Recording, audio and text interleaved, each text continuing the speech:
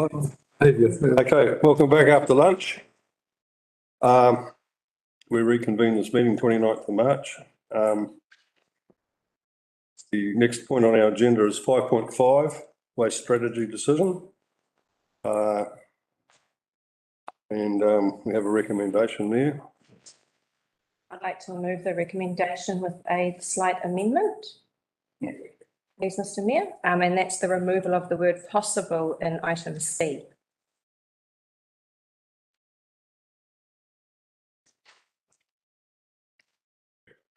Yeah. Right.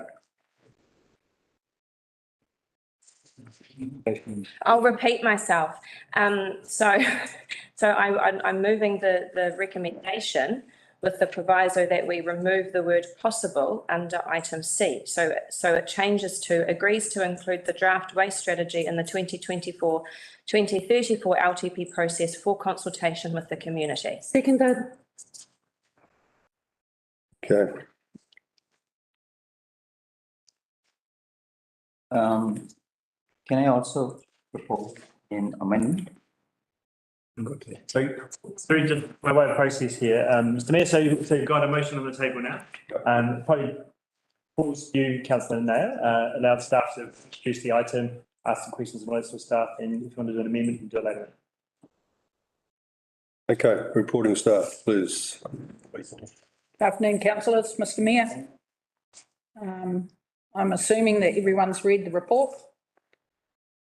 I have a question that I received via email around whether we've negotiated or whether we've spoken with contractors around extensions to their contracts.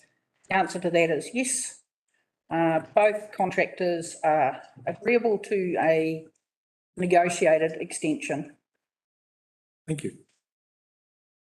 Also, another question that came my way this morning around costs at the transfer stations if the strategy was to go ahead around general refuse only. And the answer is yes. There would be a cost to the user to bring general refuse to the transfer station. This would be subsidised a little bit with general rates out of that, or with targeted rates, sorry, out of that targeted rate package. But yes, there still would be. It's the targeted rate essentially would cover the curbside collections. And that's all I had for questions. Is there any other? Any questions, Mr. The Chair, I have a question. I don't know whether Aneen answer, you answer. I would like something as an option to look at what our fellow Auckland Council does in terms of waste collection. So they have wheelie bins and they have well displayed, so there is no mistake by the residents. So I would like to know it as an option as well. And if you want to add something on that, because he's from Auckland, I would like to know, is it a feasible option for us in the same contract? Thank you. So I can say as part of the strategy development, yeah, our consultants looked at what happened in other cities in Whangarei and Far North and Auckland. I've looked at that, and that's why they've come up with the wheelie bin options. Yeah. So has it been implemented or is yet to be implemented, that option? For us, that was part of the strategy, them options. Yeah. And that is what we're here today to talk to you about. So it is one of the decision-making things. I don't have to put a point of order to say that that's an option whereby people can go for this option or that option. So I'm looking at an option, a hybrid option, point of order, whatever you would like to say, or amendment, is that an option where people choose whether they want the recycling bins.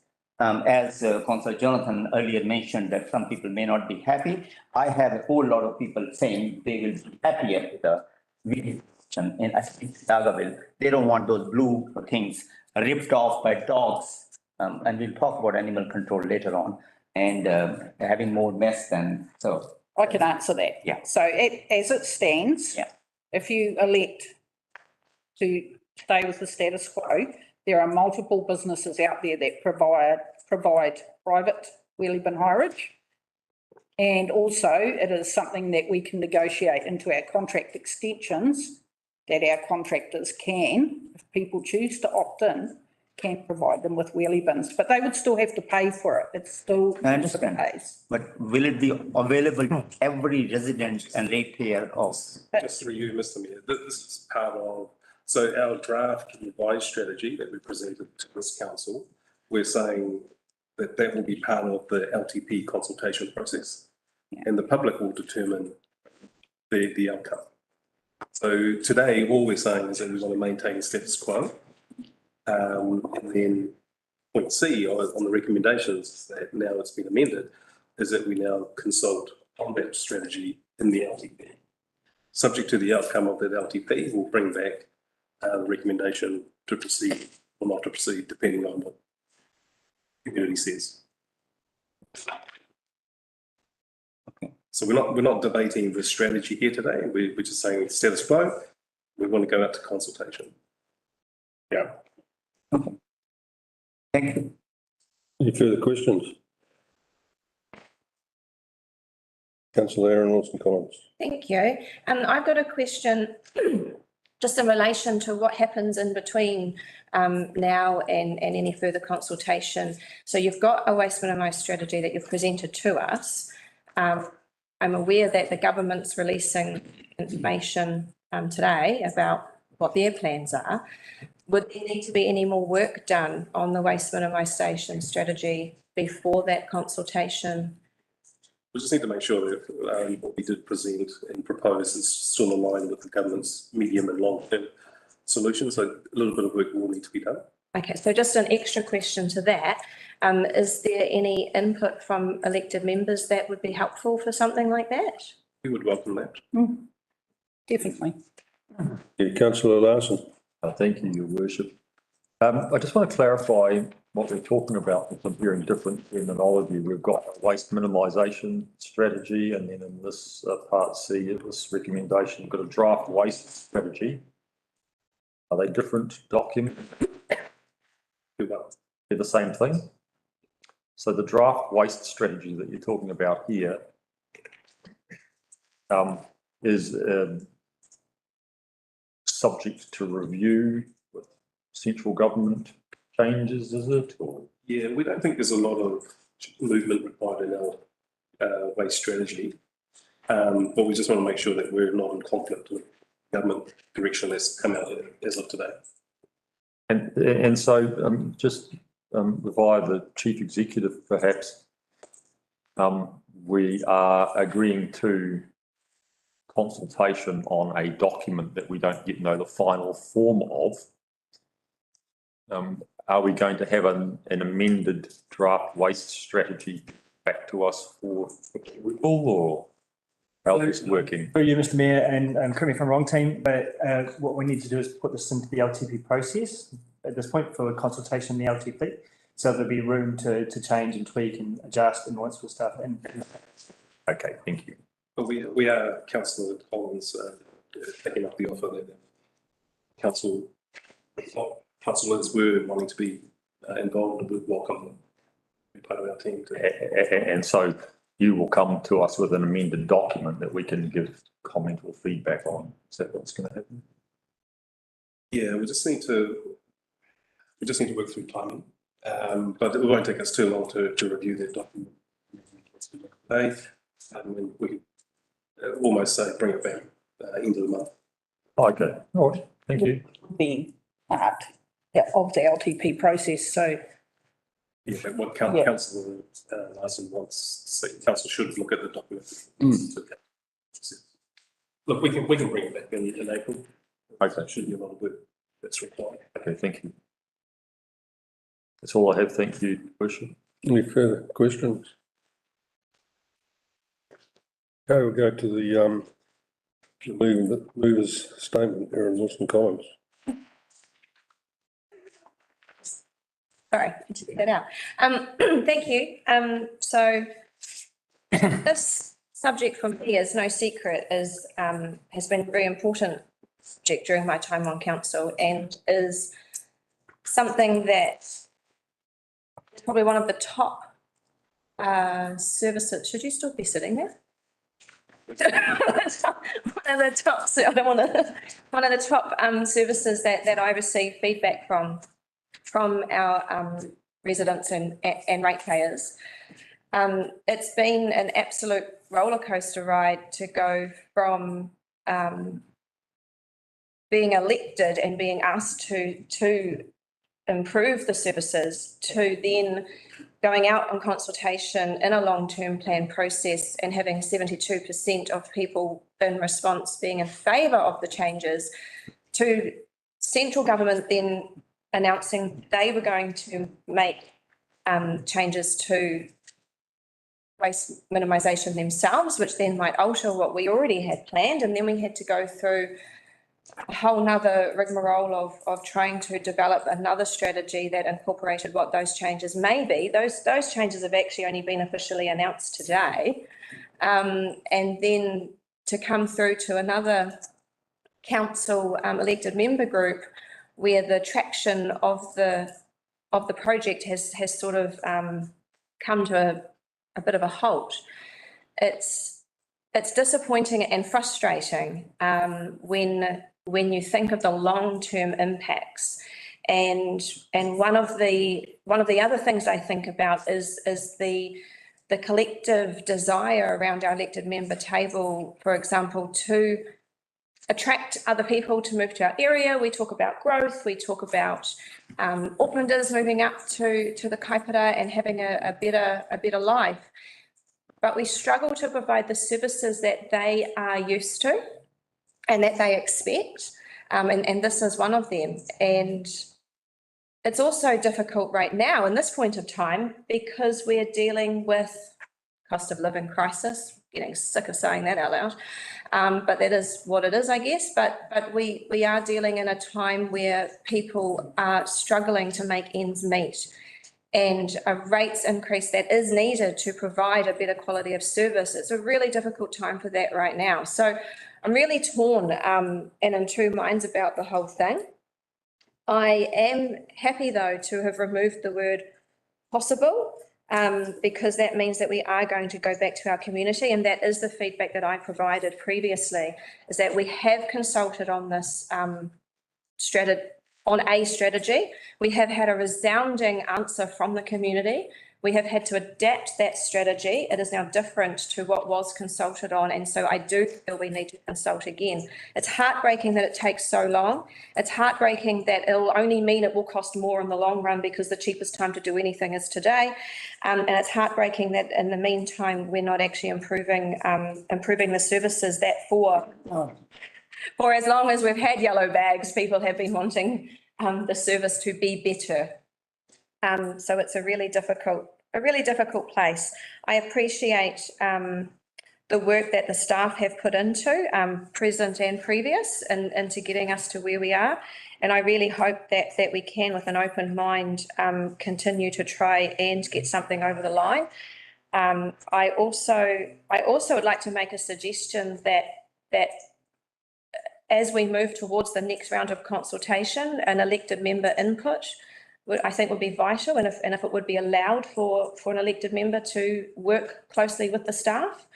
I know that they are involved with community groups and organisations and refuse contractors, but I think an elected member input would be really handy there, and hopefully that would help streamline our involvement in the work as well.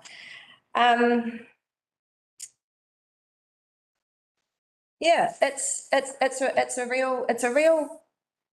real frustrating one for me, and it's the beast, I guess, that is a council. It's the climate that we're dealing with at the moment, and I'm happy to see that we'll be going out to consultation again, and it's not dead in the water, and that we can hopefully provide something for our residents and ratepayers. That I would like to point out, I have feedback from Dargaville side and Mangawhai, like from the entire district. It's not a Dargaville necessarily only. I've plenty of people over here that contact me as well from time to time. So it's throughout our district. We're looking for better services, and how we do that, who knows yet, but let's keep working towards it. Thank you. Thank you. Councillor Paliatani-Ora, would you like to Yeah, I knew my one was going to be easy to say because councillor Wilson Collins would have summed it up very nicely, and indeed she did. I'm similar. I'm in two minds about the waste minimisation strategy and consultation, given that there are so many more pressing things that people are having to deal with at the moment.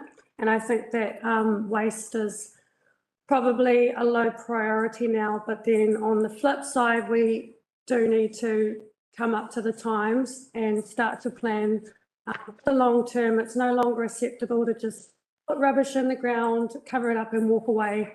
And so a couple of suggestions that I have, because it's such a issue, is the quality of the rubbish bags. They keep on breaking. People aren't able to put the amount of rubbish into the bags because they simply just tear. So that's one.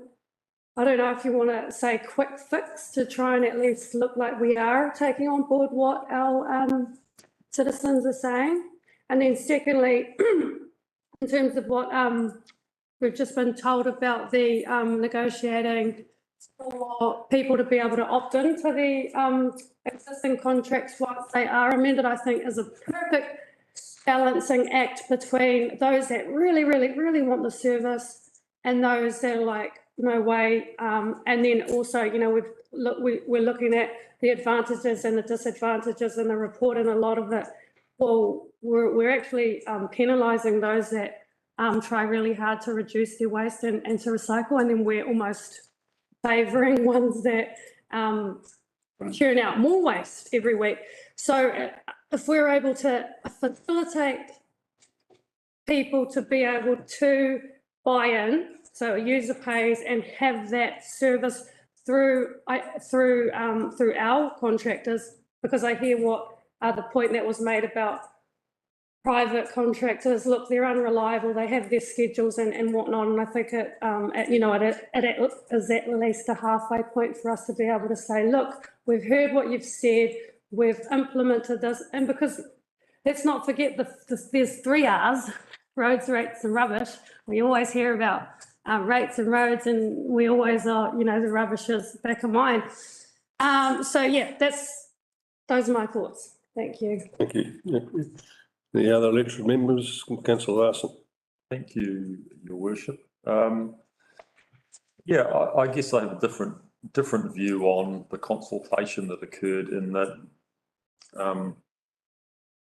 we didn't go out and say to people, do you want recycling crates for a targeted rate on everybody across the district of $300? I think we might have got a different response if that was the case. That was kind of where we landed, and I couldn't support going ahead with that, especially given our difficult economic times. Also, in effect, we already have under the status quo a user pays system where people can dispose of rubbish and recycling. I further supported in that position by a lot of feedback that I got from people who were non-resident ratepayers. It did not suit them to have to put their bins out on the road and go away and maybe not come back for a week or a month and retrieve and find their bins. And for those people, who are not a small number of people, it didn't work. But also in the earlier proposals for the rural people who were going to have to take their bins to some drop-off location within 5 kilometres or something like that, and then go back and pick them up, which is completely impractical.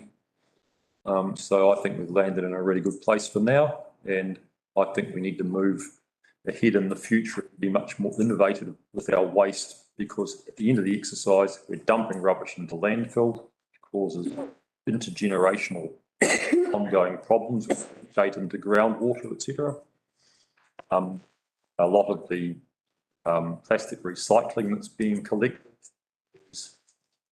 has no market and is ultimately either ending up in landfill or it's being stockpiled in anticipation of a market opening up for it. And I also understand that a lot of glass is going straight to landfill as well.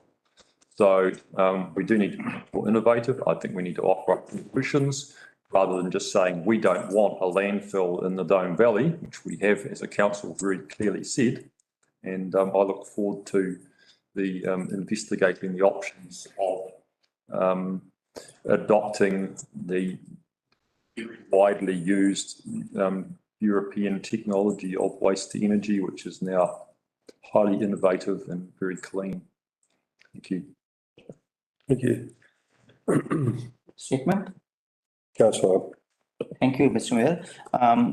So we have heard these views by email as well of the elected members.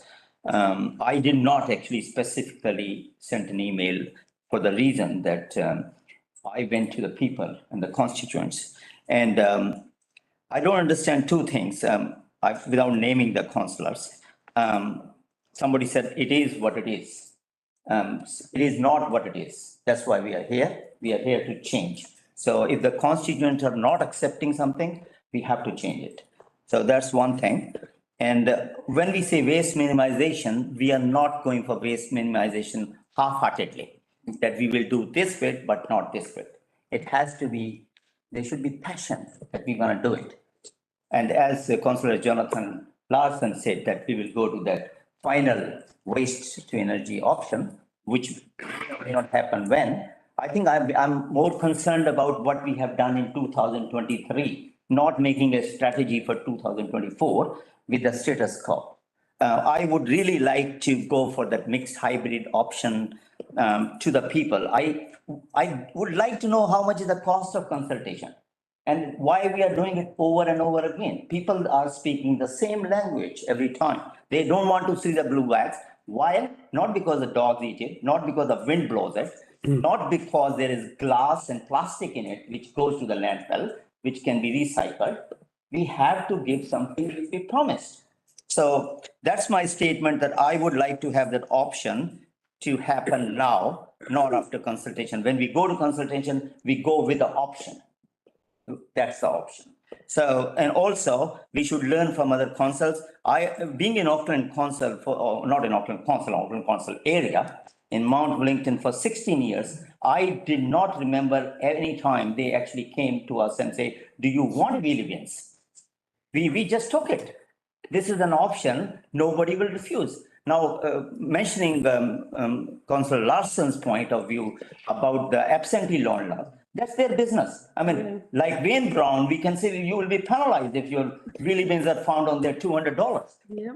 They have chosen to live in a place and not reside there. They should pay for it. Either if they don't have anything, you put it inside. So my view is very simple. We have to, and I am in favor of waste minimization as every one of you. I'm gonna go full steam, not half-heartedly, not saying it is what it is. And being in the council doesn't mean we are inefficient, we cannot do anything. That's not the message I wanna go. Thank you for that. Cheers. Yeah, look, it's something that's passionate to me as well, because I was deeply involved in a project where we ran a consent back in 1997, waste to energy plant down at Mary to recycle the power station and take the garbage and burn it and turn it into energy, take the energy back, and also produce byproducts from the ash, pozzolanic cement, etc. And kind of the argument back there was much the same as you hear now, whereas people have an ambition, they have a love of wanting to do it right, they have a passion, which is fine. But you know, 100 and something million tonnes later, we're still putting in holes in the ground. And the European method is you recycle what you can, and then you put it into those clean, high temperature combustion processes. You take your energy and you take your byproducts back, and you don't put leachates into the ground and continue to put emissions to atmosphere that are unacceptable compared to what the modern technology now offers. So I'm pleased that we've got in this waste minimization strategy the opportunity to lobby government Ministry for the Environment to move waste energy off the bottom of the hierarchy where it sits with landfill, which is, in my opinion, ridiculous. It's an education process on all fronts. I'm not in disagreement that we should not reduce, reuse, minimise and recycle what we can, but they're not going to build Dome Valley thinking they're not going to get 1.5 million tonnes of stuff in the ground a year. That's the reality. And I think it would be good if our council could come together and get the best of all things, which would include getting rid of that landfill. Thank you. Any further statements? Councillor Howard? I will, thank you, Mr Mayor. Like I think all of us, I abhor the whole idea of delaying something and with the ultimate outcome that it actually costs more down the track. However, I mean, we note that again, we're in the hands of central government with their reforms in this area, although I read that, you know, that has been put on hold. So does that create, you know, more delays potentially?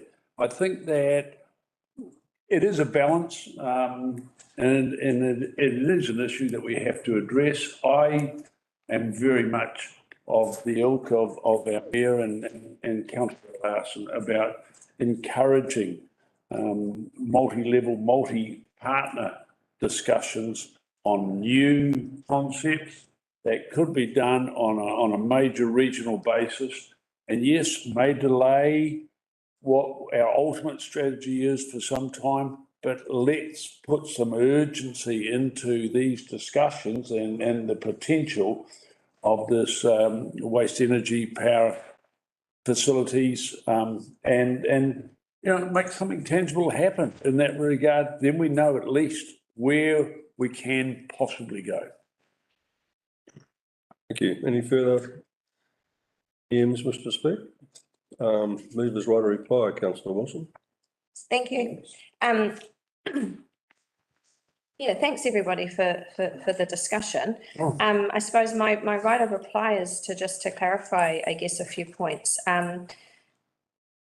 I think the consultation is very important because, as Councillor Larson has pointed out, what we consulted on last time is not where we are now, and it would be ill-advised, I think, to try and land a strategy that is quite remarkable to what 72% of people said they wanted. The reason why I bring up the last consultation, though, is that I think the appetite then for change was evident and very loud. But I do agree that where we need to go has remarkably changed over 3 years. So consultation is, again, I think to just remove the strategy entirely and keep the status quo and scrap everything would also be a disservice to our residents. So this is why consultation is needed a second time round. We're effectively consulting on something different. If you're going to, not mentioning anyone, but if you're going to quote anyone in the room, don't take it out of context. The government changes, the things that they've put on hold is only the container return scheme. So they haven't put the actual waste minimisation changes on hold. It's just the container return scheme. So they are still expecting recycling to be the same across the country. They are still expecting food scrap collection services to be introduced by a certain time frame, and they are still encouraging recycling throughout Aotearoa. So so just wanted to clarify that as well.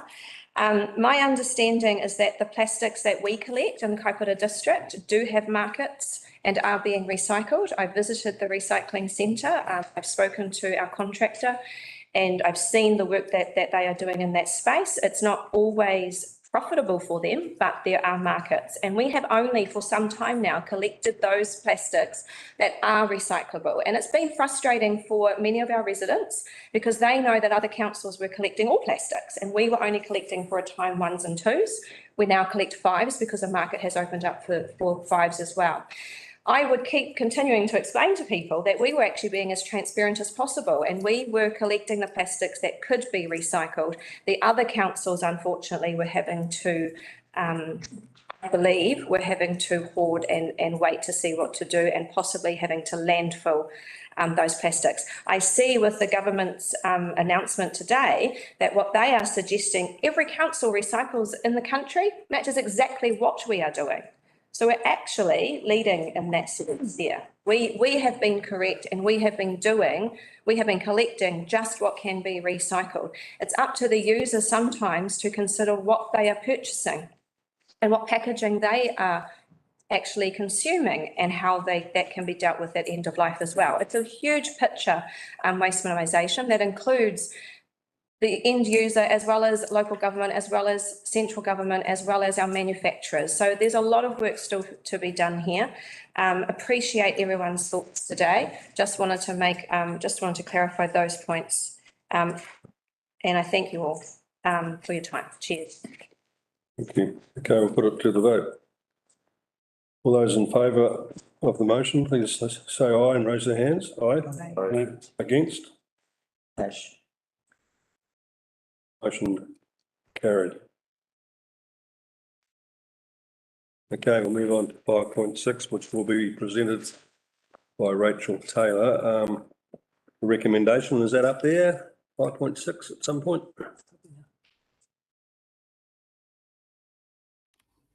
Kia ora koutou. Okay, approve the applications for proposed temporary road closures as shown on the traffic management diagram. For the times requested, a condition of approval being the event organisers to do a letter drop to all business residents located within the road closures. I'll move that motion. Second. And Councillor Paniwara. Sorry, Gavin, have you recorded my against? Only if you. Okay, so Rachel Taylor presenting on screen, is that right? She's online there, yep. Yes, kia ora. So just on behalf of Sport Northland, who are seeking approval for road closures of Kaiiwi Lakes Road and Domain Road to run their triathlon around the Kaiiwi Lakes area. So the road closures are from 7:30 till 2 p.m. There have been no objections for the road closure. The public notice went out a few weeks ago. So yeah, the recommendation is for approval of the road closures. Okay, is there any questions of the staff? Councillor Paniwara? I don't know whether this is for staff, but I wonder if we can look at a policy whereby events that have happened traditionally over time are delegated to the CE to approve instead of coming to council for approval, or is there some external competing factors that mean that it can't be delegated? Through you, Mr Mayor. So if it can be delegated, I'm happy for that to occur. We are going through a delegation to register review with you months as well, so that could form part of that. What I need to understand though from the team, and we don't need to answer this now, is whether or not it can be delegated. So that's the question that we'll follow up through. Yeah, good question. We'll follow that up. Any further questions? Okay, thank you, Rachel. I don't think there's much more to discuss here. This is pretty straightforward. That's all I have to say. Councillor Paniwara, have you got a statement to make? No. Okay. Any other EMs wish to speak? Okay. All right, I think that's all good. All those in favour say aye. Aye. All against? Motion carried.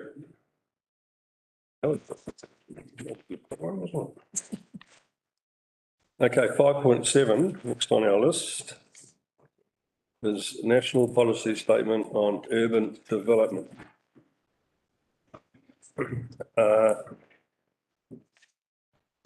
Catherine Overwater will present this with Michael Day. Thank you. Oh, hang on. We've got a recommendation up there on the board. I'll move it. Yep. Seconded. Okay. We're in a second. There's. Right. Thanks, team. Good afternoon, elected members. So this afternoon, Michael Day and I are going to present on the National Policy Statement on Urban Development.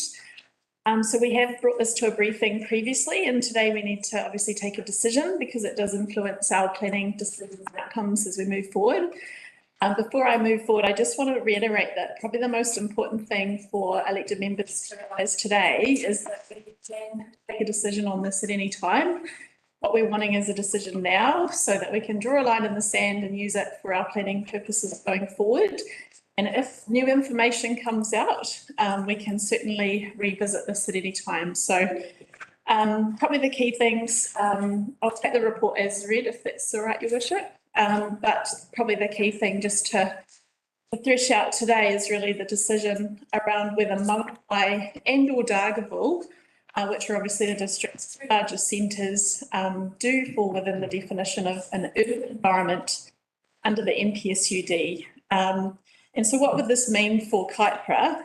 Well, the first thing is that we would be deemed a Tier 3 urban environment, a Tier 3 local authority in accordance with this national policy statement. Any planning decisions that council makes, so in terms of resource consent applications, private plan changes, and obviously the proposed district plan relating to Mamapai or Dargaville, would need to give effect to the objectives and policies in the NPSUD, and so the rest of the district kind of falls out of that. And then obviously if we are a Tier 3 local authority, then we've got certain obligations that we need to meet under the NPSUD. Hopefully the options that I've set out for you do clearly show the difference between if council decides to not be an urban environment versus if Dargaville and or Mamapai do become an urban environment. There's a lot more expectation for council if we are to be deemed a Tier 3 authority. The other point I just wanted to raise, because I was listening in on this morning's discussion with Mark Shrews, in terms of the information that we've presented in this paper from Formative. They've obviously used Stats New Zealand data, and you've looked at some Infometrics data. What I did just check this morning is that the data still indicates that Kaipara is still on a trajectory to be less than 10,000 people. So data doesn't change the point that we're making in this report, that at this stage, the numbers are not stacking up in terms of the definition of urban environment. But of course, as I said at the beginning, if there's new information that comes from either Statistics New Zealand or Infometrics, we can always revisit this in the future. Good. So probably, other than the, sorry, Mike. Sorry, let's leave it there. Yeah. Yeah, so any questions on the item or the options? Councillor Ash, no? Just a quick clarification, the option 1, you mentioned disadvantages, no significant cost to KDC. How come it's a disadvantage? You should have said no significant revenue. Well, I guess, do you mean in terms of a disadvantage of? No, it's saying cost, is there or not, and you're saying, no, there's no significant. Yeah, So how is it a disadvantage? It's not a disadvantage, it's under cost. yes. Oh, it's under disadvantage, table 1, page 139. Attachment C, sorry, I'm looking at attachment C.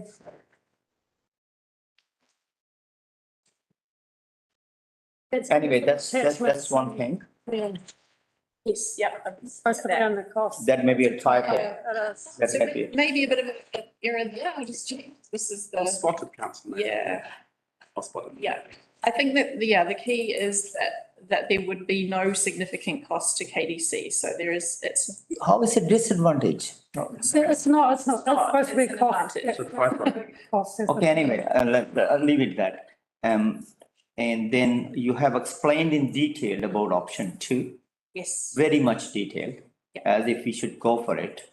Mamapai is an urban environment. Is there any reason for, because it gives you more hope, or No, is so- it because more possibilities? So my recommendation is that to not go for Mamapai and Dargaville being urban environments, but what I needed to set out was the advantages and disadvantages if you did decide that you thought that they would, and obviously there's a lot of arms and legs to the NPSUD.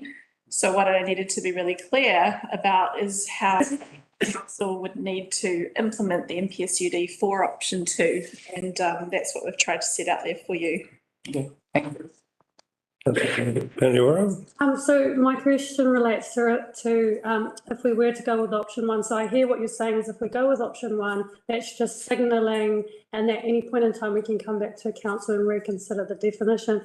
So if we do go with option 1, can council look at maybe some case studies around, say, for example, if we were a new development in the district and applying the MPSUD to that as a case study and having a look at what would have occurred had we applied it versus what would ordinarily happen if we go with option 1, so that we can get a bit of a real life feel for how it would play out over time. Is that something that council has the ability, resources, appetite to do? I think the only thing I can suggest there is that the only project at the moment that would look at sort of halfway getting to some of the requirements around the MPSUD would be the district plan review and looking at our zoning options. So, but it won't, I mean, if we decide that the district is not going to be an urban environment, then that's going to support our position in terms of the Section 32 analysis for that. Does that make sense? Mm-hmm. So there won't be a comparison, but what we will do is obviously support the zoning options with economic analysis, and that might give you a bit of flavour as to whether the MPSUD would have applied, perhaps as a comparison, but we won't know until we have solidified all of that information in the Section 32 report. Is that helpful? Yeah. Okay, further questions, councillor Lambeth? Yeah, sort of two-part question. Northland, obviously Whangarei City is urban. Is Ruakaka and Kerikeri, have they gone to that step yet? So Whangarei is an urban environment, as far as I'm aware. Yeah, so to the chair, Whangarei is a tier 2 urban environment, and so Whangarei District Council has to implement policies of the NPSUD as a tier 2 urban environment. I don't get that shows. Yeah. And Kerikeri is Far North have decided to deem it a tier 3 authority based on the definition that we're discussing today, an environment based on their projected population growth. And Ruakaka? So Ruakaka falls under tier 2. Right. Yeah. So the Kerikeri one, their population, what, getting close to 12,000 now, is it? Oh, look, I haven't looked closely at Kerikeri, but I'm happy to take that question away. Okay, the other disadvantage is the parking. Can this, for our inner urban areas within Mangawhai and Dargaville, can that parking be sorted out with the district plan? Yes, I believe it. We don't need that urban No, because you'll make decisions in terms of what goes into the infrastructure chapter. Thank you. Any further questions? No. Can I have Viva's statement, councillor Erin Wilson-Collins? I'm moving a lot today. Thank you. So I appreciate the staff wanting to come to us and get a decision on this. Understanding it, as they say, it's drawing a line in the sand and it can be revisited later. So the decision seems like it should be fairly easy. I appreciate the looking at the advantages and disadvantages, why option 1, why the recommendation that we have moved is the best way to go for us for now. I have actually had some feedback recently regarding some new subdivisions in Dargaville in particular, and in regards to narrow roads and lack of car parking and people needing to park on berms and paths. And I'd actually hate to see that continue throughout our district because, as this report points out, we don't have public transport. And in a place like Dargaville, and I assume it would be similar in Mangawhai, we all get in the car and drive around to our friends and our families and barbecues, etc. And when you have a lack of car parking available that can cause problems. We've also heard this morning about our ageing population. We're all getting older, and the majority of our, a larger proportion of our population are going to be older. They are going to be mobility impaired. There are already people in our district who are mobility impaired as well. So I just think there's a bit of mindfulness and care, and I'm speaking in more broader terms in this paper, I'm sorry, but just wanted to remind elected members of the other people in our district that we probably need to take into account and make sure that they actually have their means of getting around as well.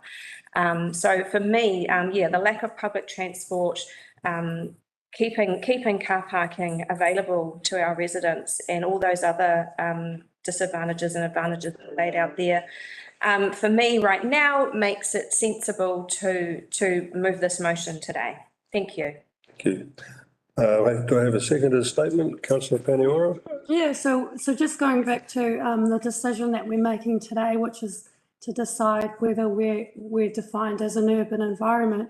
It's quite clear when you look at the definition, which is a two-limb test, is that an urban environment means any area of land, regardless of size and irrespective of local authority or statistical boundaries, that firstly is or is intended to be predominantly urban in character, and secondly is or is intended to be part of a housing and labour market of at least 10,000 people.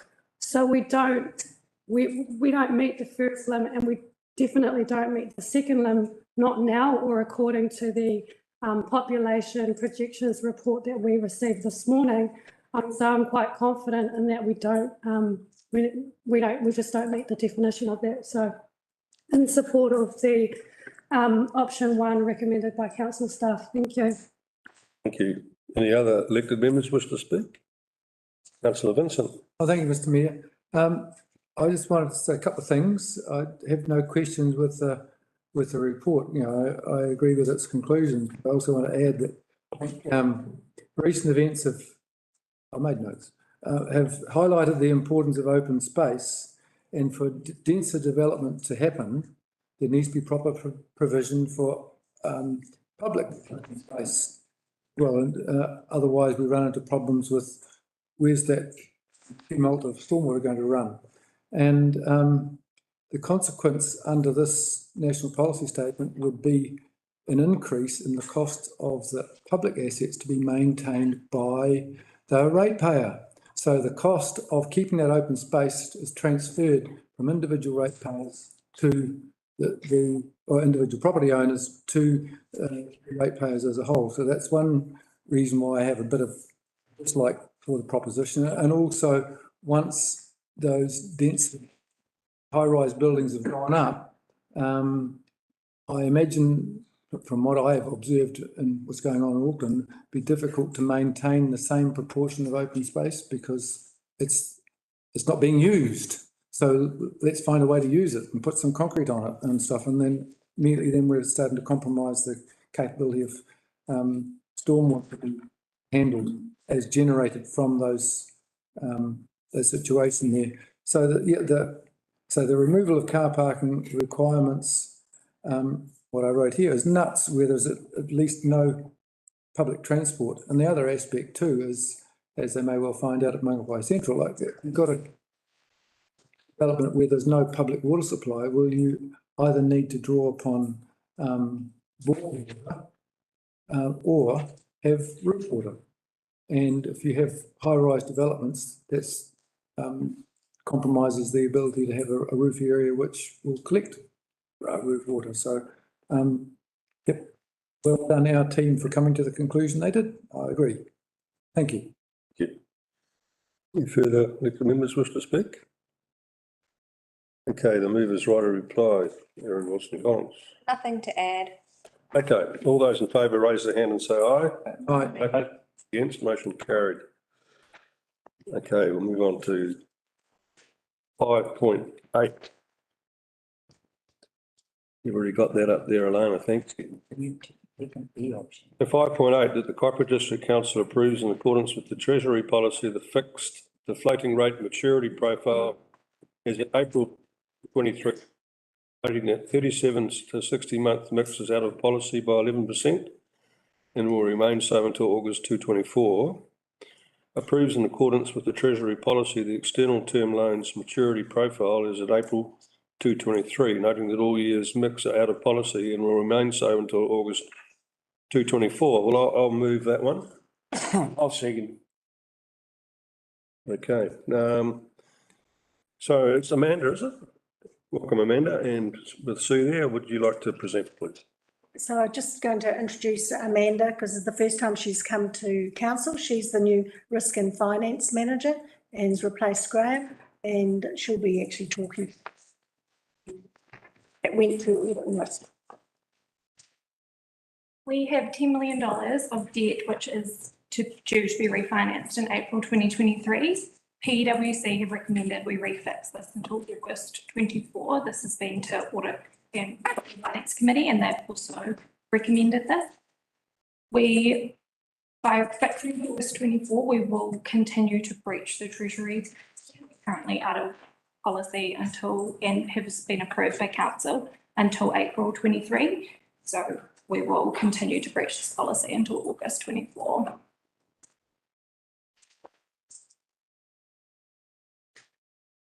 Okay.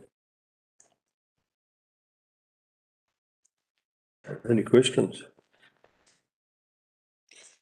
Councillor Howard, If- you're involved in that committee, so yeah, would you like to? I am, yeah, and I could add some comments, but I think just for clarity, if I may ask, Amanda, just for the councillors, explain the significance or lack of significance of being in breach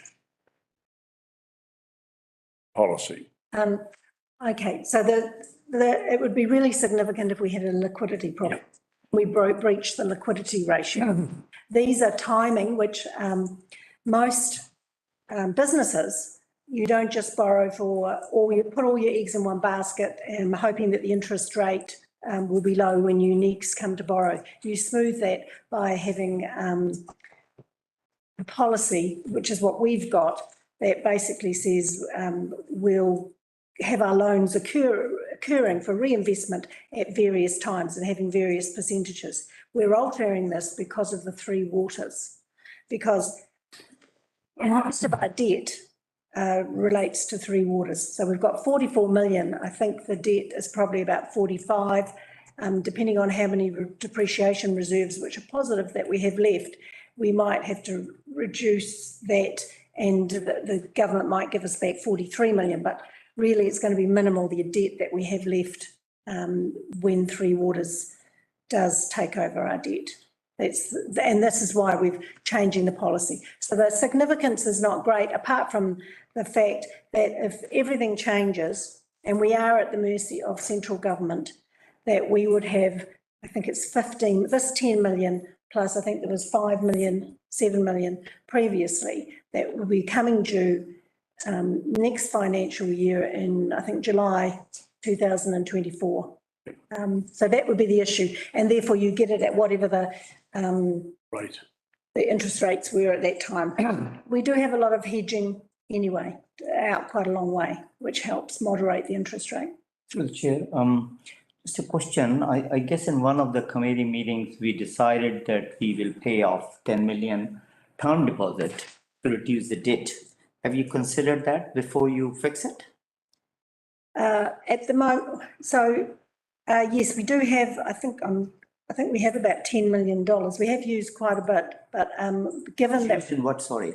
Used in what? Oh, the money we've got on term deposit is there because of money coming in for financial contributions relating to reserves, primarily that. And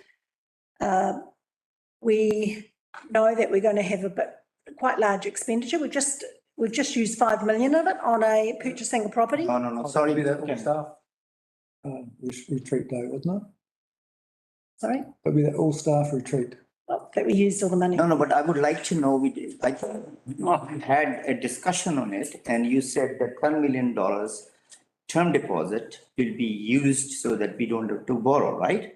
So I thought it's an excellent opportunity. Oh, I can. 11% You are sitting on money, getting peanuts, and then you are Right. looking at for 11%. So that was looking at the annual plan for next year, because what I'm saying is, and we haven't got to approving the annual plan for next year, but that may still be what we do. But at the moment, I don't understand, sorry.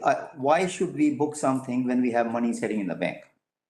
well, we could, but that could be short term. What I'm looking at for the annual plan, we will always have 44 million unless Three Waters takes over the debt. So if Three Waters doesn't take over the debt, doesn't occur, we will still need 44 million. What I was talking about in the annual plan was we were going to go to probably $60 million in debt. So therefore, to try and cushion that, I might use the $10 million for that. This is a different thing. We're talking about $4 million that we're. This is not increasing that 44 It's not million. increasing. This is just part of the 44 million. As a layman, I will be stupid enough to have 10 million sitting here, earning 3% and then having a debt of at 1.1%, isn't it? of 44 million. Interest rate. No. No, it's more than that. It's probably an average of about 3%, I think, that we're paying. But this one is gonna be 7-8% or 9%, whatever. So, we have given those figures to the Three Waters Committee. Well, And Three Waters is something may or may not happen. Why we are not looking at today and trying to save some bucks? because this is what our independent advisor has advised. You have to have common sense too. If I may, Mr. Mayor, I have been in touch with the chair of the Audit, Risk and Finance Committee, and just to reiterate the point about this, it's a short-term manoeuvring of funds, of a debt. And really, if it could be shorter than to July, August 2024, we would do that, but it just can't be. And July 24 is very significant because, as is currently the situation, that's when Three Waters would take over. So we're trying to refinance for the shortest period of time.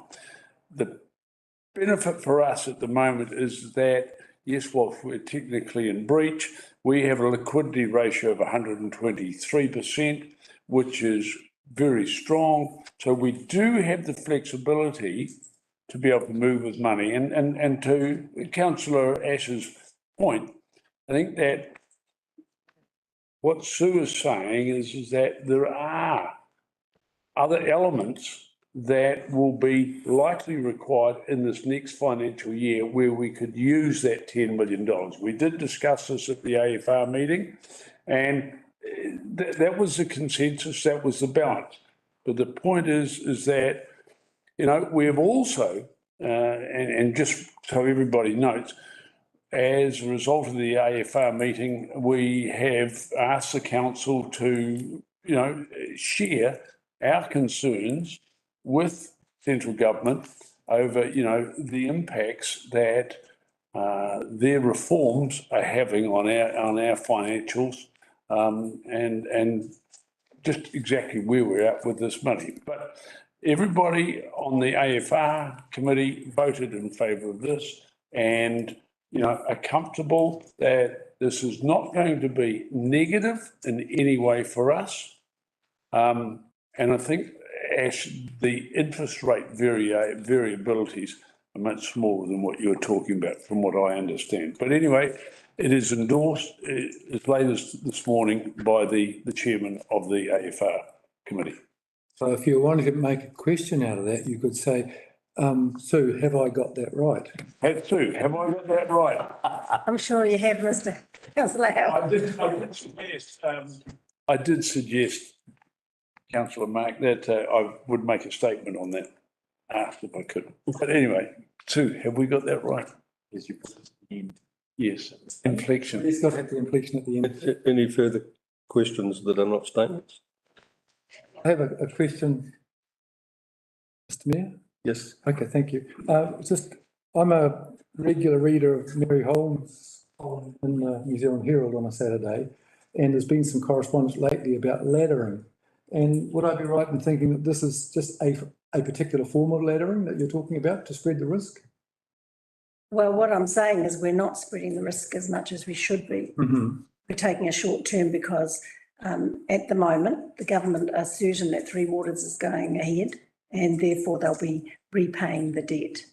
And the indications are to us if they, what they've put in the meeting to me is that they'll only be repaying debt less than 20 million immediately, and that if it's over that, then we wait to the review time. So that's why we've got 15 million coming due fairly soon after the 30th of June, when is the time they're supposed to be taking over. Thank you. Councillor Howard. Thank you, Mr Mayor. And if I may preface this in the form of a question to Sue, is it correct, Sue, that in fact, the reason why we're looking at refinancing this money, this 10 million, is because it does specifically relate to Three Waters, the water side of things, and that it will be repaid by Three Waters or the central government at the end. So therefore, on a short-term basis, it doesn't make sense for us to be utilising funds that we may have ourselves on term deposit. Well, that's right, although term deposit rates are lower than usually term loans, but we get exceptionally good. But it's not going to be repaid by us, it is repaid by Three Waters. Thank you. Can I move to the mover's statement, which is myself? I'm happy with where this has gone. Pretty straightforward. Second is statement, which is Mike Howard. Thank you, Mr Mayor. I think I've covered all the points that I needed to make. Any other EMs wish to speak? Thank you, statement, Mr Mayor. Yep, councillor Nair. So while I'm part of Audit Finance Committee, and yes, we decided that we'll bring it up to the full council table. And I guess this decision we are making today is based on so many factors which we don't know.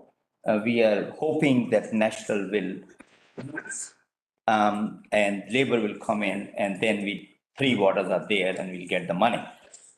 Being a financial person, I think we're losing a lot of hundreds of thousands, at least $600,000 in 1 year, out of whatever hedging or whatever differential we have. And I would like to put my discontent on the fact that being a council, we are not making prudent decisions. We are playing short term, we are playing under 7, over 7 kind of game for 1 year.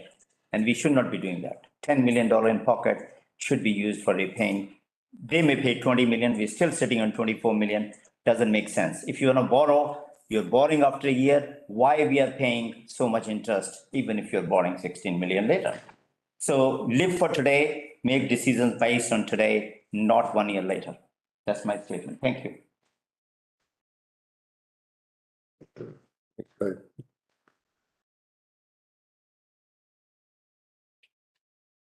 Councillor Erin Wilson-Collins. Thank you. I probably shouldn't talk, but I'm going to. I appreciate the comments that are made today, and I thank Councillor Howard for succinctly putting together the views of the Audit, Risk and Finance Committee and the Chair and the issues here. It's a long-term game we're always playing in council, especially when it comes to things like finances. So it's just not as simple, I think, as sometimes people assume it is. So thank you to the staff. Yeah, I didn't say it was top of my mind, but that's all I'll say. Thank you. Okay, let's move back to the vote. All those in favour, raise their hand and say aye. Aye. Against? Ash. Okay, motion carried. Call for a division if you want. No, it's if you want. I would like it to be recorded because the financial decision, I would like it to be recorded that I'm against. So, Councillor Mayor, through you, Mr Mayor, you have the ability to do that by saying when you vote against, you say recorded against. Yeah. And then we'll note that in the minutes. So Okay. you've done that, but you need to do that at the time of the vote, okay? So you've done that now, which is, so we're recording. Okay, what's our time? 2:08. Can we have a 5-minute break? I need another. Myself. Okay. Thank you. Yep.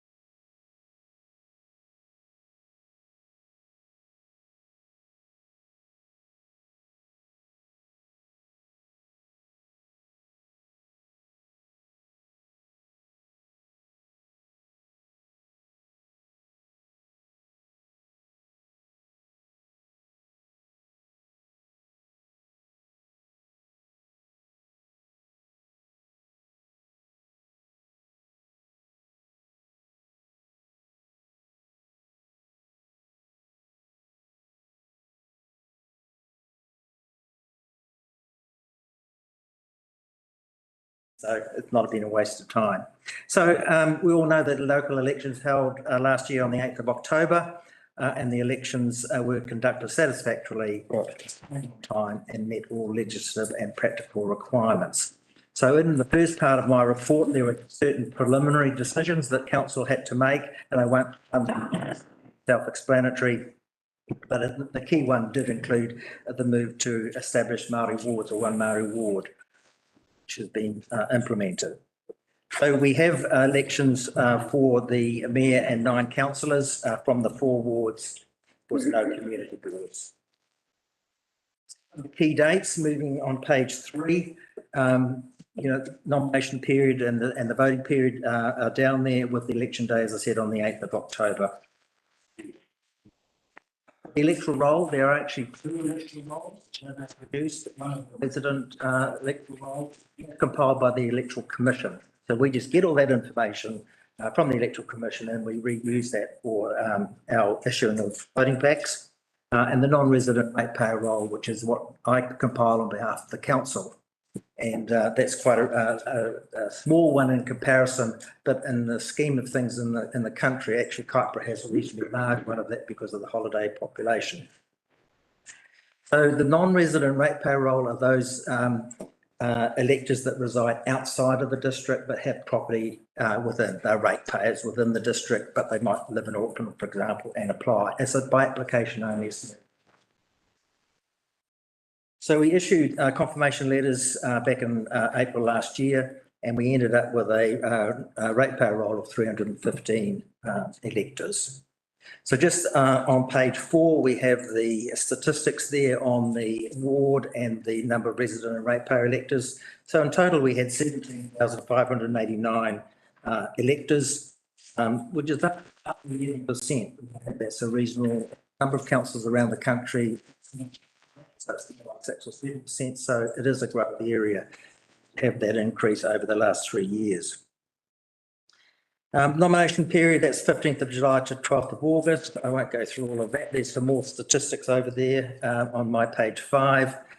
So we had 30 nominations in for the 10 positions. That's interestingly up from the 18 nominations in 2019. So another interesting statistic. The voting mailers, they were posted out from the 16th of September. We did note, and I know that one councillor, Ash, is probably going to raise this with me. Yeah. So I'm cutting you off here. I'm just saying we have some issues with New Zealand Post and the Electoral Commission. And what we found is that when the Electoral Commission does a roll and update campaign in the beginning of July, they send out letters to all the electors, and if they come back, gone no address, those electors are taken off the roll automatically. So what we found is that there were people that were on the roll in the preliminary roll, but they were not on the final roll, which meant they did not get their voting pack, simply because when they were delivered to the elector, they were returned, gone no address, and the Electoral Commission automatically takes them off the roll, and we get the final roll with those names removed. So that's Can I ask you a question there? Come back to that, yeah, sure. And we did have some issues of delivery by New Zealand Post, but these were reasonably spread right across the country. It wasn't reserved to here, it was just minor issues of delivery. Return of voting documents, I've got that there. Special voting, I think of note there that we had 231 special votes returned. And that compares to 73 years ago. So that is a significant statistic as well. And that could well be the result of that issue with the people being removed from the electoral roll and then them applying for a special vote. And this is why we have special votes. That is why the legislation gets us to have special votes to cover this very situation. With regard to the elector turnout, up 5% from 2019. It was 47.6% return compared to 42.62 3 years ago. And that's encouraging as well. Now, the national average turnout is 45.58, so we're above national average. And the national average for similar councils is just under 50%, so it's tracking slightly below that. That's the likes of Hauraki, South Waikato, etc. Won't go through the results, 3 lots of results there, progress, preliminary and final. And then on to costs. We budgeted 132,250. The actual final cost came out at 146,307. And that's really out of that additional 13,000 of cost increase. There was just over 8,000 in additional New Zealand postage costs. And that's because at the last minute, New Zealand Post moved from one nation territory. So if you're a rural area, all your postage went up, basically because you go onto what they call Zone D, which is the highest rate. Those built up metro areas like a Hamilton actually went down because it's all built up area and they pay a Zone A, which is a lot cheaper than a Zone D. Plus we had about $3,000 in additional voting mailer costs to take that up. So out of that total cost of 146,000, council was able to recover about $46,000 from the regional council as their share, which left about 100,000 for the council's cost. So just some upcoming issues. There is currently an inquiry into the 2022 elections, which happens every 3 years by Parliament's Justice Committee. So that's submissions have already closed on that one. And I list there some of the aspects that they're referencing. The electoral system review. That's something that we council have to look at. Might like to. Must be hovering there. Yeah. 31 years. Come to get you, Ash. Yeah. Going to a golf course. Is it question time? No. I missed the point, sorry. No, I'm just finishing. So the electoral system review, that's coming up this year. So we can review that. We can stay with the status quo, STB, but whatever the decision council makes, it must be publicly notified and the electors have a right to demand a poll if they so wish to on that. So that's mandatory for a public notice. Party representation, you don't need to do anything with that because the decision was made in 2020, triennial elections in force for 2022 and 2025 and it can be reviewed after that 2025 elections.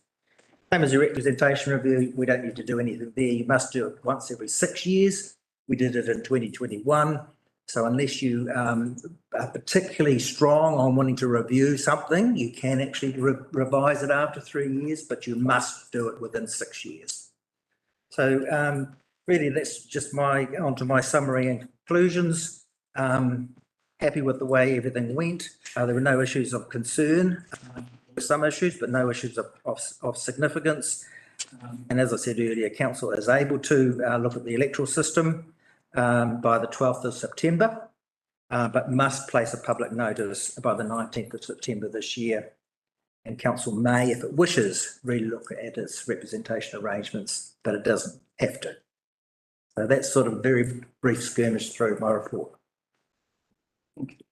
Questions? Should I ask in the last when I have lots of time or should I in the beginning when I get lots of time? We've got a lot to go through. We're noting this, but quick questions, yeah. Quick questions. Obviously, being the electoral officer, you will say everything was hunky and dory.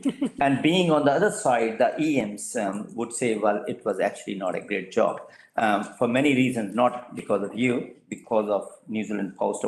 The question is obviously, so when you say the electoral office stuffed it up, that's the first question. I'll ask 3 questions if you permit me.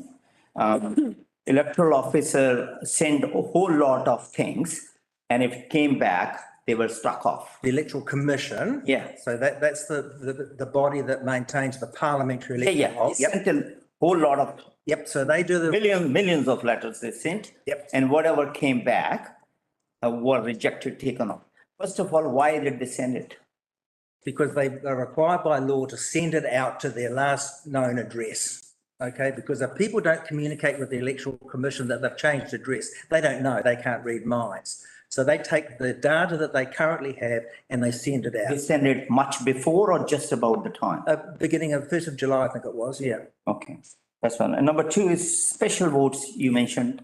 They were extraordinarily rejected, like 92 rejected out of 280. Yes, yeah. Which is probably the highest ever. And there would be reasons for that, which will be documented, as you mentioned to me later on. Yep. We don't know why. I can tell you why. Short on time. You can tell Well, us. very quickly, if someone's not eligible, then it's not permitted. But also with a special vote, there are certain legal requirements that has to be, there's a declaration that has to be signed, dated and witnessed. And if either of those three are not complied with, we cannot accept them. So you can also blame the consuls because they are done in presence of the consul staff when someone is putting a special vote. Oh, a lot of them we post out and they're done in private homes. Okay. All right.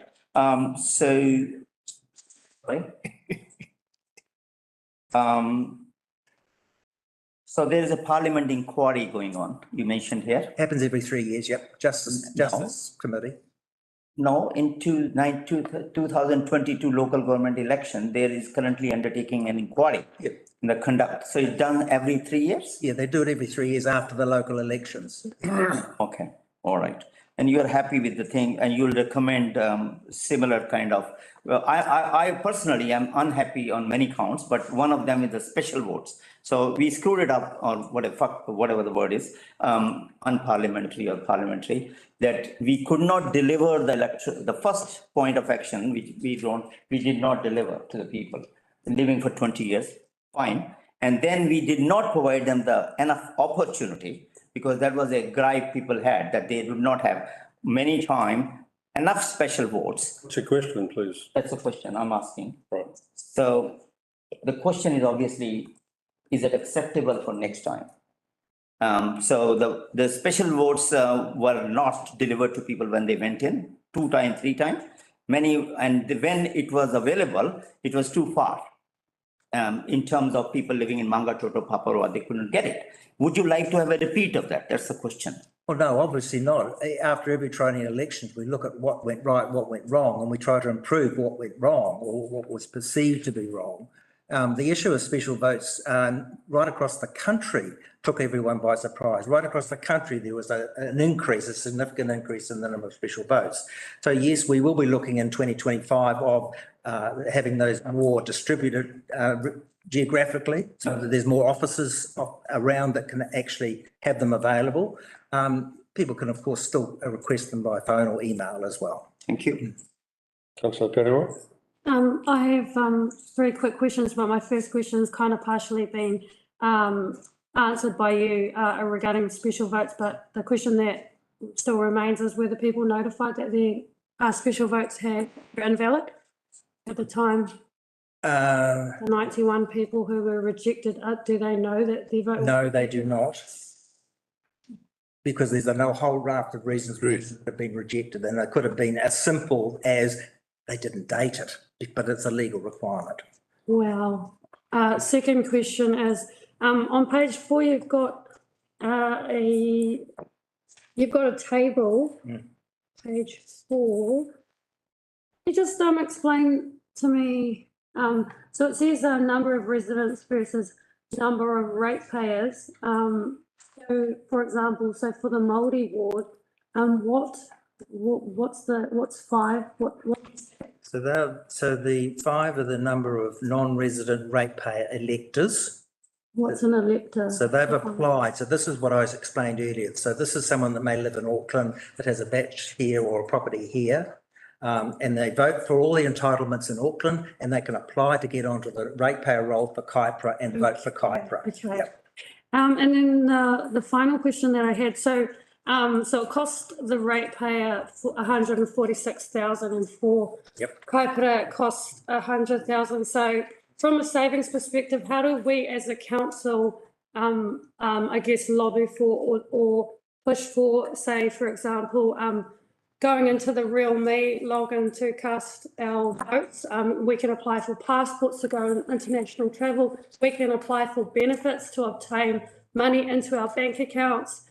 We can apply for an IRD number. We can apply for a raft of different things. Why can we not go in and vote in the real meeting. Please, we would love that to happen. So how do we do it is what I'm asking you.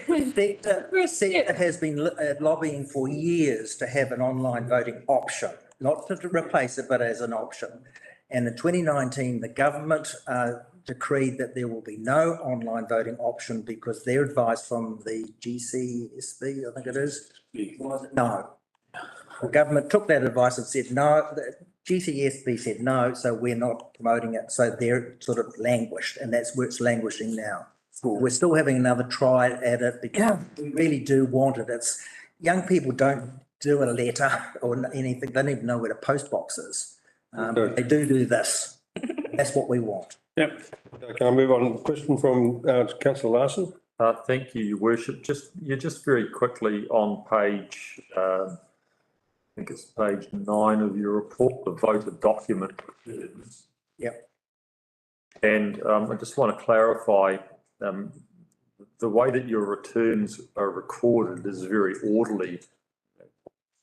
For example, if we use the same example of the Maori ward there, it's 0 votes on the first day, 50 on the next day, 0, 0, 0, 25, 25, 175, 50, they're all multiples. Is this the way that you're counting and packaging them? So you stop when you get to a certain point and add the next day? As they come in each day, we batch them in batches of 25. Right. That's that one. And any part batches in that day get carried over to the next day. Oh, yeah. It's only when we finish the job, which is on the very last day, that you have an odd number or a different. Yeah, okay. Oh, yeah. Okay, thank you. Councillor Howard. Thank you, Mr Mayor. I have a couple of quick ones. Who determines that that only one non-resident ratepayer per property can vote? The law. The law. Yeah. So can we contribute to that change because it is an S? Absolutely, through submission process to government to change the legislation, yes. But currently, as the legislation is written, it's very clear and specific. Okay. And representation arrangements, do I presume that that is our form of voting, SD? No, that's your wards, your number of wards, whether you have community boards or not, whether you elect 9 or 12 or 6. That's what a representation review is. What about our process of voting or vote counting? Yeah, the electoral system, the STV versus. STV, that's the one. Okay, so that comes up for review this year. A council can review that every 3 years. Yep. And that has to be, a decision has to be made if you're going to change by the 12th of September. Okay, that's the one. That's the one that was that. Thank you. Thank you very much. Councillor Emmett. Through the mayor, thanks, Dale. Thanks for your effort on the day and the weeks leading up to it. And of course, the 2 or 3 weeks afterwards, where all the hard work starts. And that's what I'm going to ask you about. Do you have an investigation unit? And if you do, how many invalid votes did you find and how many double up votes did you find? Okay, so there's no investigation unit. So if anyone has a concern and they believe the breach of the legislation has occurred, they contact me and I must forward it on to the police to investigate. So I do not investigate. It's the police's job, all right? As opposed to the Electoral Commission have their own investigation unit within. Correct. So when we process votes, we are very, very particular that we capture everything pretty much 99.99% accurate. So when we capture a vote with an STV, we make sure that there's a 1, 2, 3, 4 captured clearly. And if there's a 1, 2, 3, 3, we only capture 1 and 2 preferences and stop where there's a duplicate.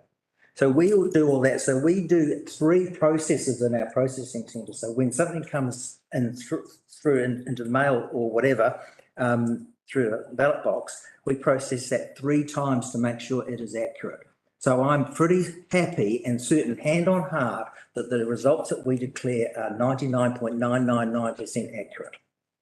And that has been verified, if you like, when we have had judicial recounts, which is a full recount under a judge, that we're only getting exactly the same or a variation of 1 vote. And that's really on an interpretation of what I think is an informal vote, and a judge may have a different view. That's nice to know. I thought my vote was a mistake. No, it'd be a 99.99%. 9%. Respect, your worship, someone said that it was. Anyone else like to ask any questions of Dale? It's been very interesting. I find it fascinating. My vote to me was invalid too. Yeah. Your own one. Ash is only concerned that he didn't get enough. Okay, Yeah. can I ask just one clarification? Oh, yeah. You don't, would you have anything to add in terms of, I must commend you, my son actually watched the process, and he said, Oh, that's right. nothing on earth can be better than that. So, but what you think about the intermediary process? So people put in vote to the council at various places or whichever way, and the mailboxes. So do you think it's possible to do some hanky-panky on those areas in the intermediary from the voter to you? Well, a voter puts it in either in a street receiver or a ballot box in a council facility, right? They get cleared with a street receiver by New Zealand Post staff and in the council office by a staff member, which is an electoral official appointed by me. And they get transported to our processing centre in Auckland. And our processing centre is a secure environment. You're saying. I'm not saying that. All I'm saying intermediary, it is in the mailbox. I'm walking, I pick it up, tick it off, send to you. Yes, you put it in a street receiver or a ballot box. Oh, yeah, but I'm not the person who actually You're have talking about that. stealing someone else's mail. Yeah, things like that would happen. Okay, and that has happened in a suburb of Grey Lynn in Auckland in about 2016 or 13. I remember that, yeah. 45 people living in one house, yeah. In Grey Lynn. And I personally went around there in the evening with a special vote. Yeah. And a special vote always takes priority over an ordinary vote. Yeah. Okay, thank you. Thank you very much, Dale. We hope to see you back here in 3 years. My pleasure. Okay, look, I've never got a mover and a seconder for that. Can I have a mover? Yep. Councillor Howard, second that. Yes. I love this guy. Ash. You have a mover statement? Well reported. Thank you, Dale. Thank you, Dale. Second statement? You're very transparent, I would say. Thank you, Ash. Yeah. Any members wish to speak? Councillor Larson. Thank you. I'd just like to comment on a couple of things that were raised during questions and quite rightly so. There seemed to be some concern around the number of people who didn't receive their papers, and just by example, my father, who had lived at the same address for 53 years and has had a mailbox there in good condition all of this time, and also has a PO box, so whichever way it went, it was a secure delivery, didn't receive papers. And when he tried to inquire, and with a great difficulty getting through that process, he was told, oh, no, yours was returned to sender, no valid address. So I share the concerns that you have about that process, Councillor Naya, because I think there was something more to it than simply thousands of people's letters being returned. And just want to very briefly speak about the advocacy for digital voting that was expressed there. I certainly am not in favour of us lobbying for digital voting. There's a great body of evidence overseas that election tampering can occur, and there is no hard way of monitoring that or doing moderation of that process in the, to borrow from the vernacular of Councillor Naya, there is room for some hanky-panky in that area. Councillor Lambert. Yes, one thing that did concern me is no investigation unit. After working in the investigation unit for the Electoral Commission for one by-election, 2 elections, I find it hard to perceive that we do not have an investigation unit, or this private business does not have one to establish dual voting or alike. The high rate of invalid special votes is also concerning without any follow-up either. I think it's around about 40% were deemed to be invalid. That's very concerning, considering that the person making the special vote has to do it under supervision at the front door of or at a voting office, and they should be supervised through that. So that could have been the make or break of probably half of this elected members with that difference. That really concerns me. A part of their package, they should have that investigation unit in, but that's just my observations and my statement. Thank you. Through the chair, I will, looking after that whole process, is that electors could take, and many did, take their special votes home. They are allowed to do that. The staff did their best to get, we had to check. We were very thorough through that. Just need to make that point that electors could take them, and many did take them, and we can't guarantee if we're not there that it's not going to be filled in correctly. No, I wasn't playing a blame game or anything like that, but my concerns are that those people that did take it home probably believe that they voted for somebody and will do the same next year or the next election and the same next election, not knowing that they've made a mistake. So whether that be taken out of the equation, that they can't take them home, so they're done under supervision to make sure a person's vote counts, because that's what it's about. Thank you, Councillor.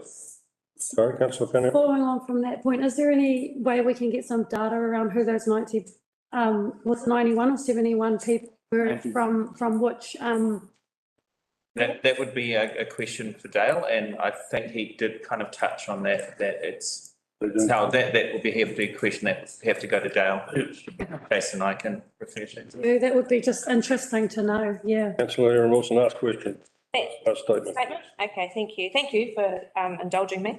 In regards to the conversation and discussion happening at the moment, absolutely agree. If people are voting, they need to be voting correctly, but it's not just special votes people get wrong.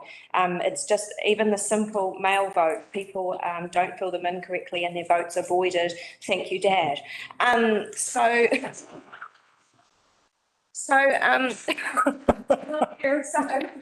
I actually want to talk about what Councillor Paniolo has been saying and I in direct opposition, from what's already been said, and actually digital voting, whilst there may be issues overseas, as has already been highlighted, we do have a system that is considered secure enough to do many very important things with, including applying for passports. So whilst maybe the right system isn't in place, digital voting is definitely the way forward. It's the way to ensure that people don't mess up their votes, because they will get an error message if they do it wrong. If they vote correctly, they will then get confirmation that they have voted correctly. So that's one way to cover that. And it also means that if it is an option for people, it enables so many more people to be able to vote. And I think that is such an important aspect for actually being able to celebrate the democracy of this country. Thank you. Okay, now who was the mover? Write a reply. Councillor Howard. I think it was, and I think that for me, excellent report. All elements, have been covered. They're out on the table now. We have some concerns. Don't even know how the votes ultimately got counted, but that's me.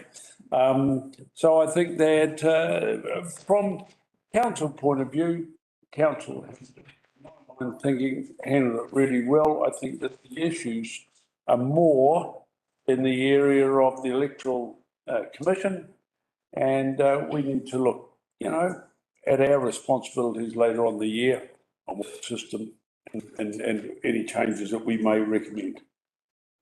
Thank you. Okay, we'll move to the vote. All those in favour, say aye. Aye. Second. Write a reply. You've already had a second. Yeah, you've already had that. Second statement? Yeah, you've already made it. Spoken. You've already had that, I'm sorry. Okay, right of reply. All those in favour, say aye. Raise your hand. Against? Motion carried. 6.2 is risk crown reforms. once again, we're going to have the pleasure of Sue Davidson. That's right, and it is good stuff to be here. reform. So, Hang on, before I do that, let's have a mover. Councillor Howard, seconder, Councillor Ashmore. okay, this came to the Audit, Risk and Finance Committee, but the committee wanted this to come to the full council because of it's a serious matter and there's a lot of impacts, and so that you're just aware of them. So I'm just going to go through the report and point out the key things. This was examined because it was the biggest risk in our risk register. And you can see that it's got an inherent risk of 20 and a residual risk of 20. That basically, there's so many demands, so many changes, it's going to be high impact, and there's so many unknowns. But for this report, I'm primarily concentrating on Three Waters. I've made some reference to some of the other reforms, but the reality is this is really about Three Waters. So I've told you that the government and the DIA are organising themselves, and they've got a huge organisational structure now. And with that comes requests for information to all of our staff, particularly the General Manager of Infrastructure and myself, to answer, because they want a lot of information, obviously, before 30th of June 24. So the government's given us some money, the Better Off money, 4 million that we've said that we want to have for the design and initial construction or earthworks of our libraries. There's also, and we don't know about the tranche 2 of Better Off funding because that depends about who gets it. There is a council no worse off element that we don't know what proportion we're going to get or really what it's going to be about. But it's to do with stranded overheads, and we'll get on to that later. And most recently, they announced the transition support funding, of which we've got 422,000. I think we've actually received half of that to date, but that's so that we can support their requests for information, which are really large, and we've actually had to hire consultants to prepare some of the information that they want.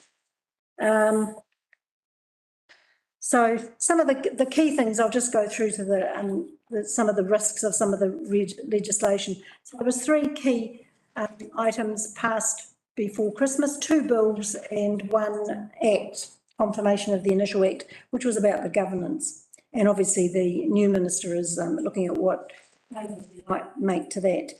But the big things that I see is that the council's got to ensure that the correct assets are that we only give over the assets that are purely dedicated to water and sewer, and we don't have other assets. And by those I mean where we might use it for our own, perhaps our own stormwater in some of the rural areas, or a reserve, actually more likely to be a reserve, a playground, or a golf course where we might be using it to dispose of our wastewater, but also the community playing golf. So we've got to make sure that the land assets, it's pretty clear on what assets are the constructed assets, but we're having to go through, and our records are not that great from the past, but we're looking at that. But also, they might, what's key for us is they might propose a move earlier to Three Waters, and especially of NTA, because it is only made up of 5 councils, and we've done quite a bit of work to get them up to speed already.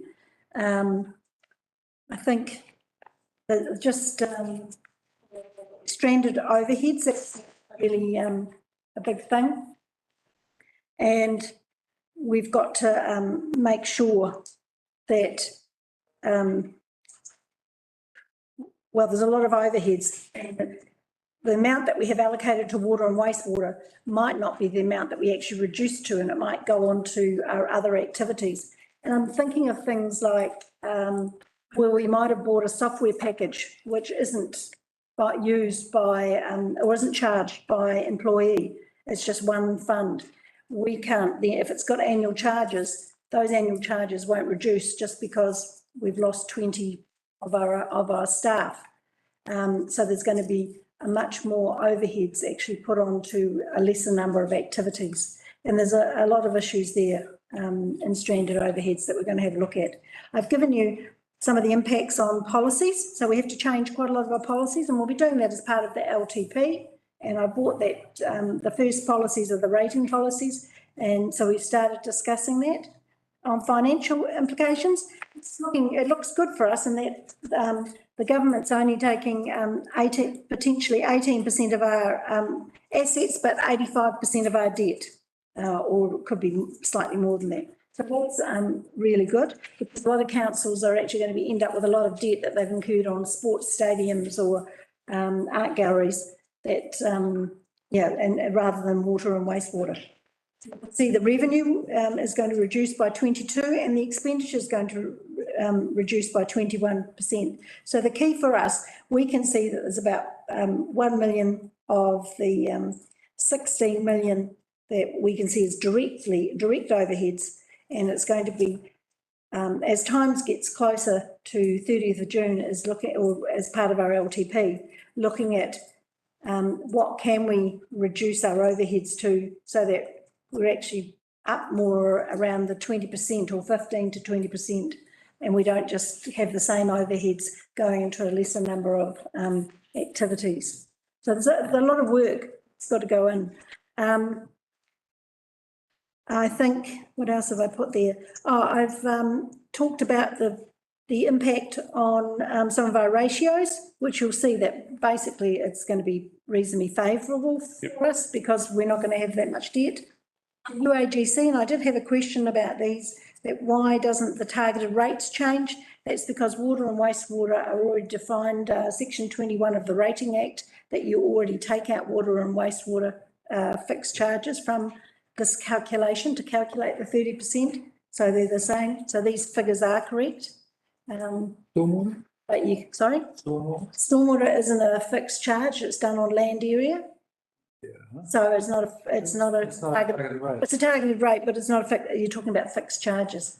That's what the the targeted rates that are, maybe I should have explained that better, that are fixed rates. So not targeted rates that are based on land value. So therefore different properties incur different amounts. So this is really to let you know what what impact it's going to have and what work staff and the council are likely to have going forward.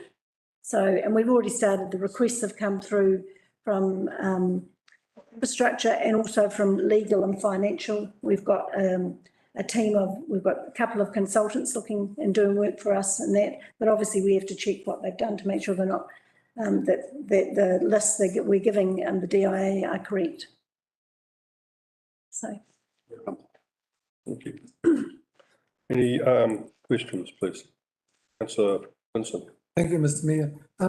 That looks like an awful lot of very detailed work to write.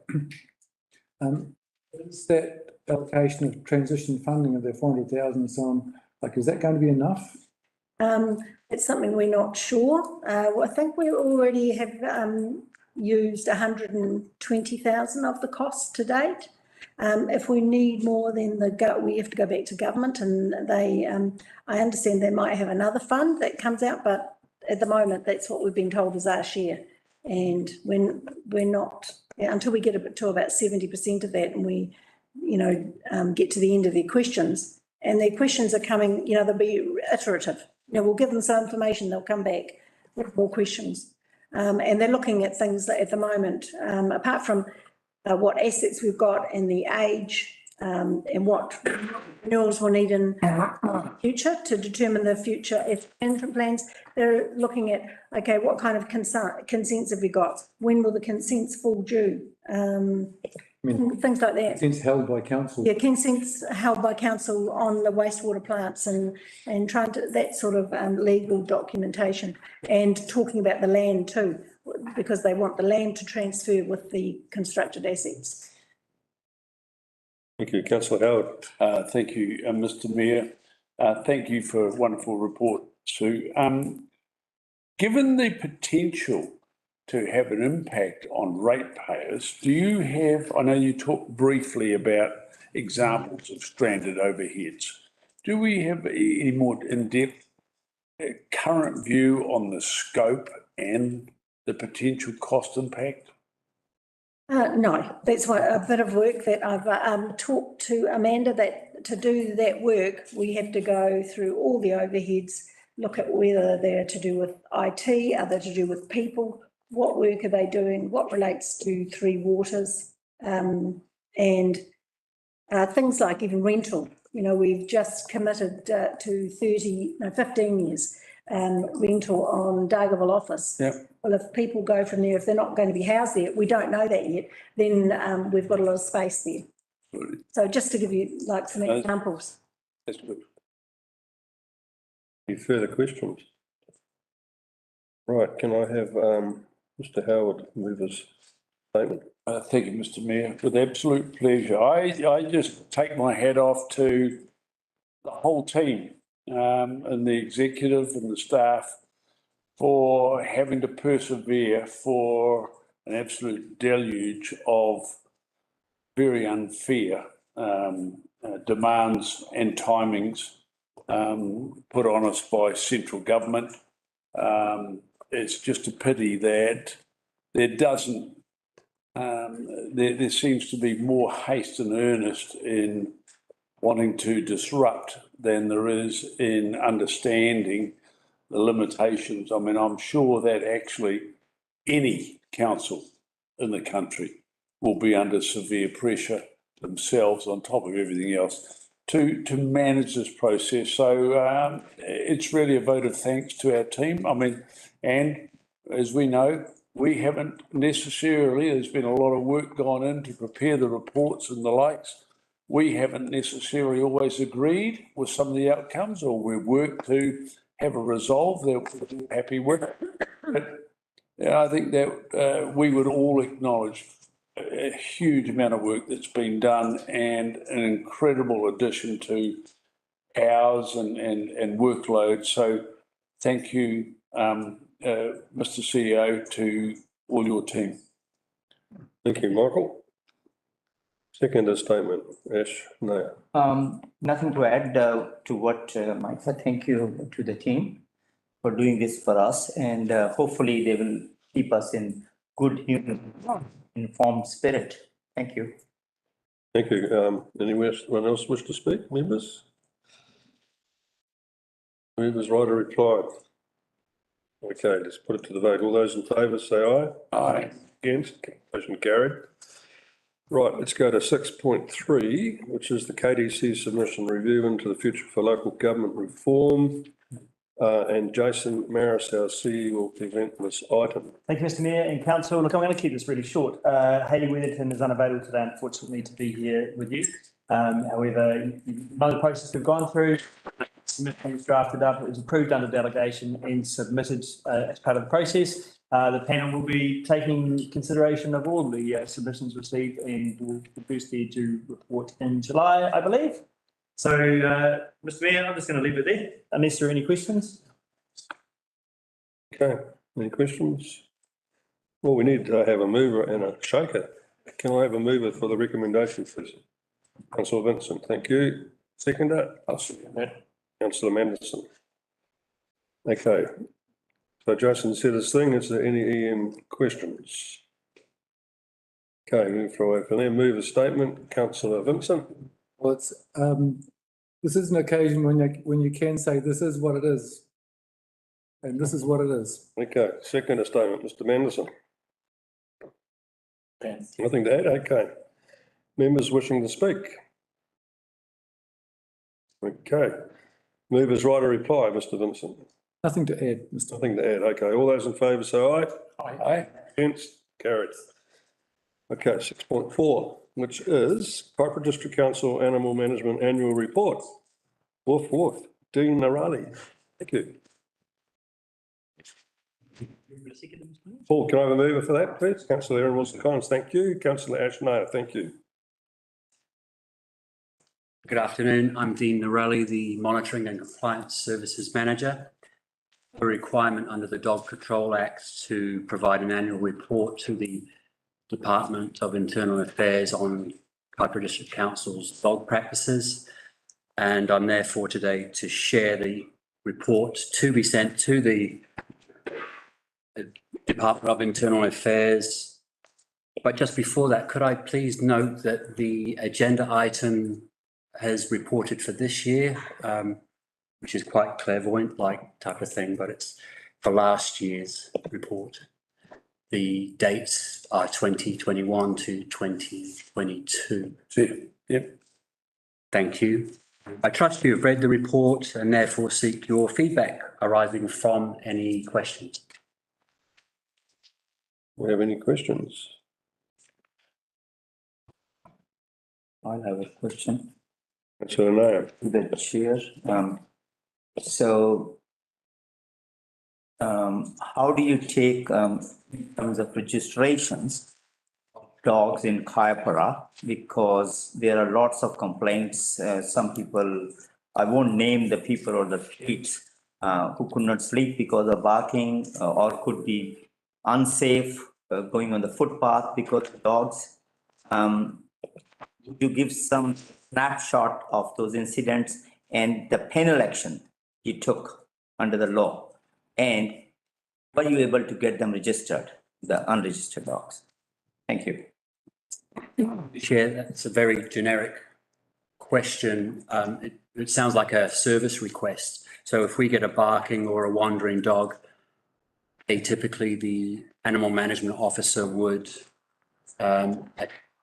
go and visit the property or the surrounding area where the offence was taking place. They would then collect the dog or microchip it, or check for microchipping, registration details, take the dog back to the premises or property where they come from, and resolve it on site.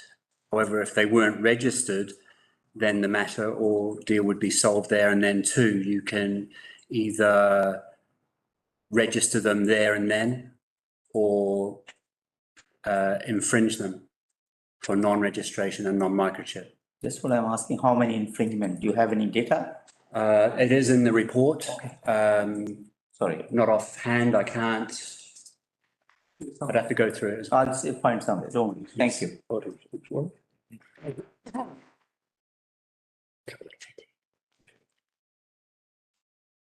Thank you, Mr. Mayor. Councillor Howard. Thank you, Mr. Mayor. Dean, there is a question that will come. We've had a robust discussion today about fees and the likes. What I'm interested in is, from your standpoint, being totally separated from how the fees are set, etc. With dogs, is there an area that you would advocate for a significant or a hefty fee, but just because of proliferation of issues? Through the chair, if it was a repeat offender, deliberate, there is room there for to $3,000 fines or prosecution. And that, I'm sort of in two positions. With customer experience, we try to give a lot more customer service injection at the moment. However, that can run to the end of, excuse the pun, end of your tether, and will result in the heftier fines and or prosecution recommendation.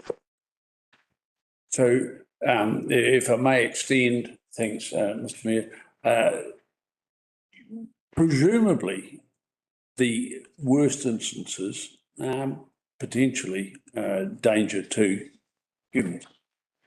And I just wonder whether in fact we need to get to the end of our tether in terms of addressing the culprits and have a harder, faster action plan and apply heftier fees sooner and harder. You know, I mean, I don't think that there's any way that we should be lenient on these people that can't show their own responsibility and responsibility to the community for the safekeeping of people in the community. Through the chair, I couldn't agree more, just being succinct. That's what we're absolutely doing at the moment. We're closing the net on some of those repeat offenders and the areas. We've just employed the services of more technical support and a team leader in this area so that we can provide the resources. The only difficulty we do have and suffer sometimes is the police backup, which we have to plan for that and replan sometimes. Right. It is being addressed, I can assure you. Councillor Lambeth, are you asking a question? Yes, through the mayor. Your animal control officers or dog rangers, the official term is, if you can enlighten me a little bit. Animal management officers. Right, are they employed directly by KDC or are they subcontracted through a Whangarei branch? No, they're directly appointed now by council. Right, and I'm going to ask you a question here, which you probably don't want to answer, but do you think that they have the character, backup and resources to deal with some of the type of prolific dog owners, I suppose, if you could call them that? Or is that proving to be a problem? When you say you require police backup, that would sort of indicate where I'm heading from with that question. Through the chair, that's not always the case. That not every dog impound or pickup or an attack in particular or difficult person requires police, but there are in some instances where I repeat what I said before, closing the net on some of those plan of actions does require police. They do have good character, they have good experience. The backup, we now have 4 AMOs, one being a team leader, but it does still take police effort sometimes in some instances where the act can only go so far onto a property, it can't go into a dwelling. And the resources, we're gaining them slowly but surely, the right equipment. And is part of that an investigation unit into dog fight clubs? Gosh, or do you need that's very through the chair, that's very underground and not apparent, or we have that ability to know where it is at the moment. You or the police? That's 3 different departments. You get SPCA, you get us and the police all working in conjunction with one another, and possibly MPI. So it's a big ordeal to try and resolve that particular sort of ordeal. Thank you. Okay. Any further questions? Councillor Vincent. Thank you, Mr Mayor. I appreciate the level of detail that's gone to this report. It is very informative. Yep. I'm just wondering, does it normally take this long to get the report to this point, given that we're now about 9 months after the end of the financial year? Through the chair, we intended to report it around September, October. Unfortunately, the elections were about then, and then it soon came on at Christmas time. It took a while, takes a while again for council to meet, and the cyclone came. I had reported to the Department of Internal Affairs that it would be late, and they sort of had a little chuckle that I wasn't, or council wasn't the only one to be late, and they understood. Okay. I can assure you this year that this annual report will be reported in September. Will bow well to your expertise. Oh, well. Appreciate it. Councillor Peniora. Just a quick question. 5.5. Are there 10 dogs that were euthanized? And I don't know whether you've got this level of detail, but were those euthanized because you couldn't find the owner, or were they euthanized as a result of the attacks on persons or animals? Generally, through the chair, dogs are last resort euthanized. We have a very successful officer who can rehome at the moment. We're probably operating currently at 50%, but sometimes those dogs are menacing and dangerous, aggressive. You can't find the owners, they can't be rehomed, and I can assure you, we try to save those dogs as much as possible. We have a 7-day takeover period, and more often than not, we keep them for 10 to 12 and even longer periods. which if you were running a business, you'd go out of business if you kept them for too long. So of the 10 were those, so what you're saying is that the 10 this round and the 11 the previous round were where no owners could be found? Were there anywhere that the owners were there but the council pushed to euthanise or? Yes, through the chair, that sometimes we ask for surrender of the dogs because it's there's no way of keeping the dog confined on site, and the level of attack is such that it might be second time, or the level is such a degree that it warrants the destruction of the dog. Can I ask one question? Do you have a predominance of one breed giving you issues, or is it all breeds? For attacking purposes through the chair? No, there's general, it's off the board. Yes. Okay, thank yes. Yes. To the chair, just on this on leash areas, the dog should be on leash. My wife actually doesn't like dog. We went to Riverside Park. I think it's a dog on leash area next to Countdown Warehouse. I actually saw a person who's maybe he's a police dog trainer, but there were two dogs. He's not a police dog trainer. Or maybe son of police dog trainer, but it was not on leash. And I'm just asking, how do you enforce that at all? You report it. Through the chair, we can only be so, we have a big district and there's a large patrol and monitoring area, as you can appreciate. We can only act on sometimes people complaining or reporting. Okay. That's loud. Thank you, Mr. Mayor. Dean, one quick one. We know that cats have 9 lives. How many lives does an aggressive dog that has been caught for attacking a human, does that just one attack and gone? Through the chair, it depends on the level of attack, if it's rushing or if it's just a nip or a grazing. Or I'm meaning aggressive. I'm meaning aggressive. We would, in that instance, I would tend to say 9 times out of 10, take the dog for destruction. Good. Thank you. Let's bring this to an end. One more, just more. Just one? One. Just one. Okay, I'll make a statement as well. Quick question. Just in regards to the dog kennels that have been refurbished in Dargaville, could you just highlight for us what change that is made for the team? Yes, through the chair. The customer doesn't take so long to bring back the dog. If we take the dog, we can deliver the dog.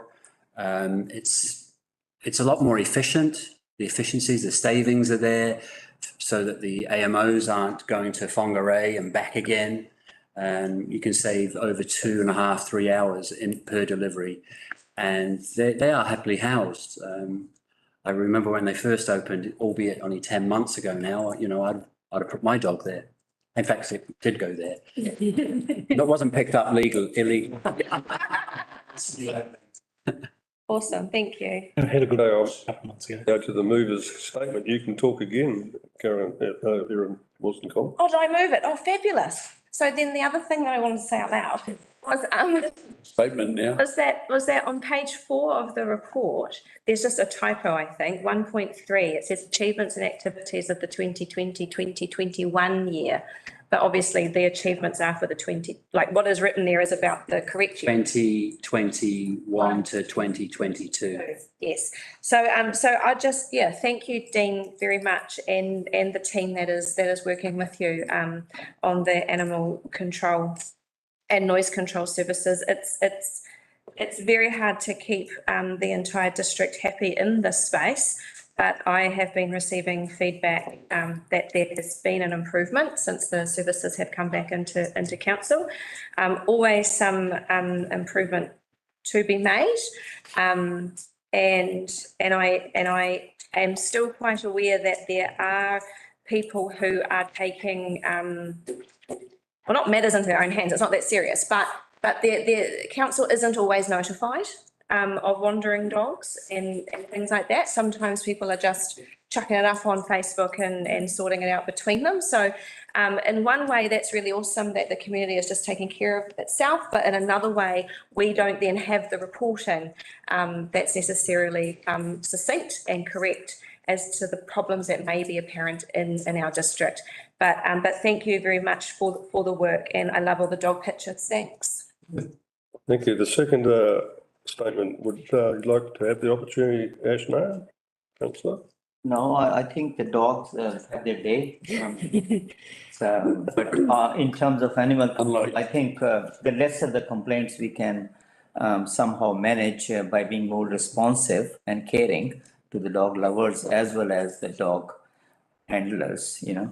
So I actually lost my goat and they will not save it because they said it's not a dog in the flood. In the flood, yeah. You lost your what? My goat.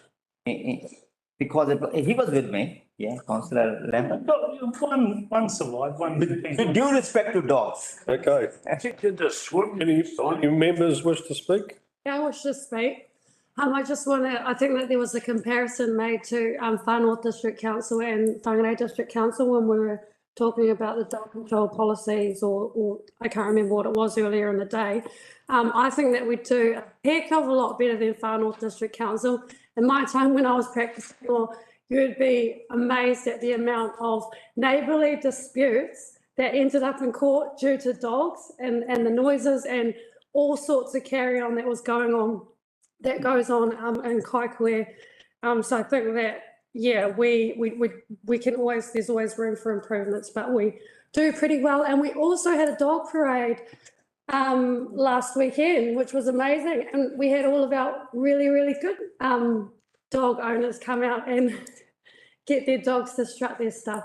So I think that thinking ahead, we should consider a place or a space for dogs, a dog park, similar to what Whangarei's just done. And there are places where we could potentially have that. And Doug, will just throwing it out there. Thank you. Right, thank you. Movers, Rotary Flight, to see you having a good day, councillor in Wilson Commons. I have nothing further to add. Love the dog. Thank you. All in favour, say aye. Aye. Aye. Against? Okay, thank you really much, Dean. That was very informative. Thank you. Very good, Dean. Okay, look, I've got to make a move. I've got to put a motion to extend the meeting because it's going to be on 6 hours. So I'm passing a motion to extend the meeting for 6 hours. First, second. All those in favour, say aye. Aye. Aye. Against? Right. Let's get this done. We move to 6.5, which Mr. Naris will, and the executive team will be presenting. Thanks, Mr. Mayor. So this is the exceptions report from December and January, I think this is the first one. Look, this is out of date now, obviously. We did send it to you and you kindly allowed us to not report it to the last meeting because of the timeframes with the storm. Sent to you by email, didn't get any questions around that. So this has been presented on the agenda for sort of public consumption more than anything. So my suggestion is if there are no questions that, Mr. Mayor, you're going to move in a second, you note it and move to the next item. Okay, do I have a mover? Yep. Councillor Aaron Wilson, do I have a seconder? Yep. Councillor Vincent. Okay, any questions? Right, mover's statement, Nothing, thank you. seconder statement. I agree. Anyone wish to speak? Mover's right to reply. All those in favour say aye. Aye. Against, carried. Okay, 6.6, exceptions is another one, right. Yes, so through your worship, again, this is the exceptions report for February now. So this is probably a little bit more current for you, and I assume you read it all. We do have Amanda here to answer any financial questions if you need to. There is quite a bit of commentary and variances in the report itself, though. So there is quite a bit of information for you. I don't really want to go into that detail. What I will say, though, is obviously the budget was looking on track for this financial year as at end of February. However, we are still working through the cost of the emergency works and the impact on what we can claim. So there's a lot of work at the moment happening in the background around that and trying to understand our situation. You would have seen, for example, the roading report that Whangarei kindly did up, sent out today as an example of the costs to us. So the capital emergency works update and the plan has been reported to the council briefing next week. So Anna's crew and Sue and the team are working really hard in the background to understand those impacts. So that's coming to the council briefing next week, and we are intending to get a report to you at the April council meeting for decision making. So we can start finalising the annual plan, which is the key bit of work at the moment. You'll note that the building consents are generally lower though, and we're still working hard to get to 100% in that space too.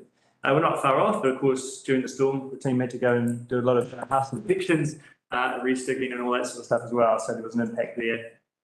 Likewise, resource consents are down in numbers compared with the last year as well.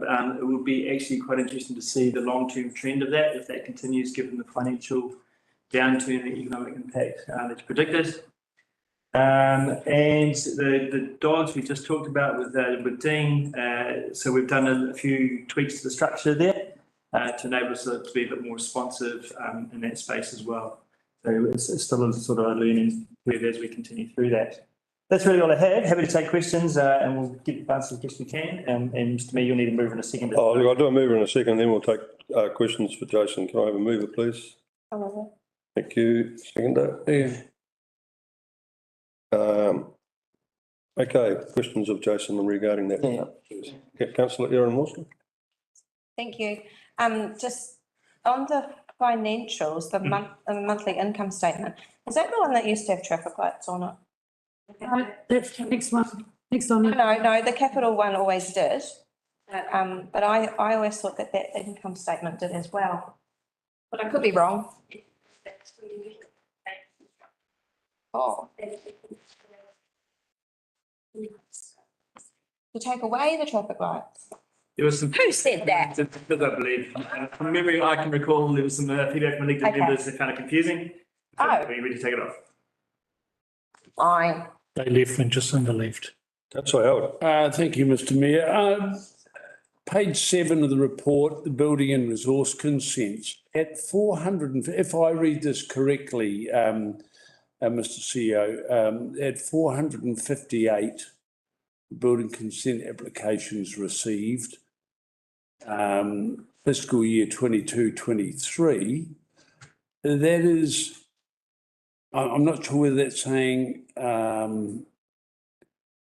well, that's just for the current period. Is that comparing full years for all the other prior years, or is that same period of the year, i.e. July 1 until end of February? So through Mr. Mayor, so you're talking about page 8, are you talking about the building consent table there? Yeah, well, it says page 7 here, but yeah. Table there, you got. It's got 378. You got 378 total half year December results. 458 is the year to date, the fiscal year, right? So if you go back to the previous year, 834, is that for the full year or is that just for the same period, July 1, February? 834 is the full year. Okay. So the red dot is the 6 month figure. Yeah. Red dot's a 6 month period. Yeah. Okay. So our track is slightly lower. Yeah, just one comment on that. I keep my ear fairly close to the ground with my previous business associates, and they're saying the work's starting to dry up. So that's the word out there on the street. So, take that for what you made, but what it shows here. Starting to show. It's got the value of building work too. Yeah. Right. So any further questions? Councillor Nair? So to see, obviously, the first item, the rates one on your chart of exception report, number 1 item. So it is generally budgeted at 44 million, right? And we are short by, we're just there now by $3 million. Would you be able to tell me what is it? Why it is? Is it people not paying those rates, or is it what's the reason we are behind by 3 million? I'd imagine it'd be a timing issue, but I'm probably going to have to phone a friend on this one, Councillor Nair, and pull up Sue perhaps. Yeah, look, I don't know, the 44 million is for the whole year. We've actually taken 30 million and our budget is 29 million. So we're actually, No, I'm talking 44 and first item, so 41 projected instead of 44 million. First item rates. 41 was for last year. 21, 22. 21, 22 was 41, 691. Okay, The annual all right. plan budget. Okay then, thank you. We'll fix you. Thank you. Okay, any further questions? Okay, let's go to Erin Wilson-Collins. No statement, thank you. Which is councillor Howard, any statement? No further comment, thank you. Any members wish to speak? Okay, Oh, actually, yeah, here we have Mr. Vincent. thank you, Mr. Mayor. Yeah, I do think it's quite significant when you look at the value of building consent work, that it's clearly significantly down on the previous 2 years. And there's no sign that it's changing. And it was what we know from what's happening in the, when you listen to the radio or see on the news or get the reports back from the likes of Carter's and so on about inflation of building costs and so on. If the value is going down, but the cost of those building materials is going up, then it's actually worse in terms of the actual amount of building work going. Just sort of that.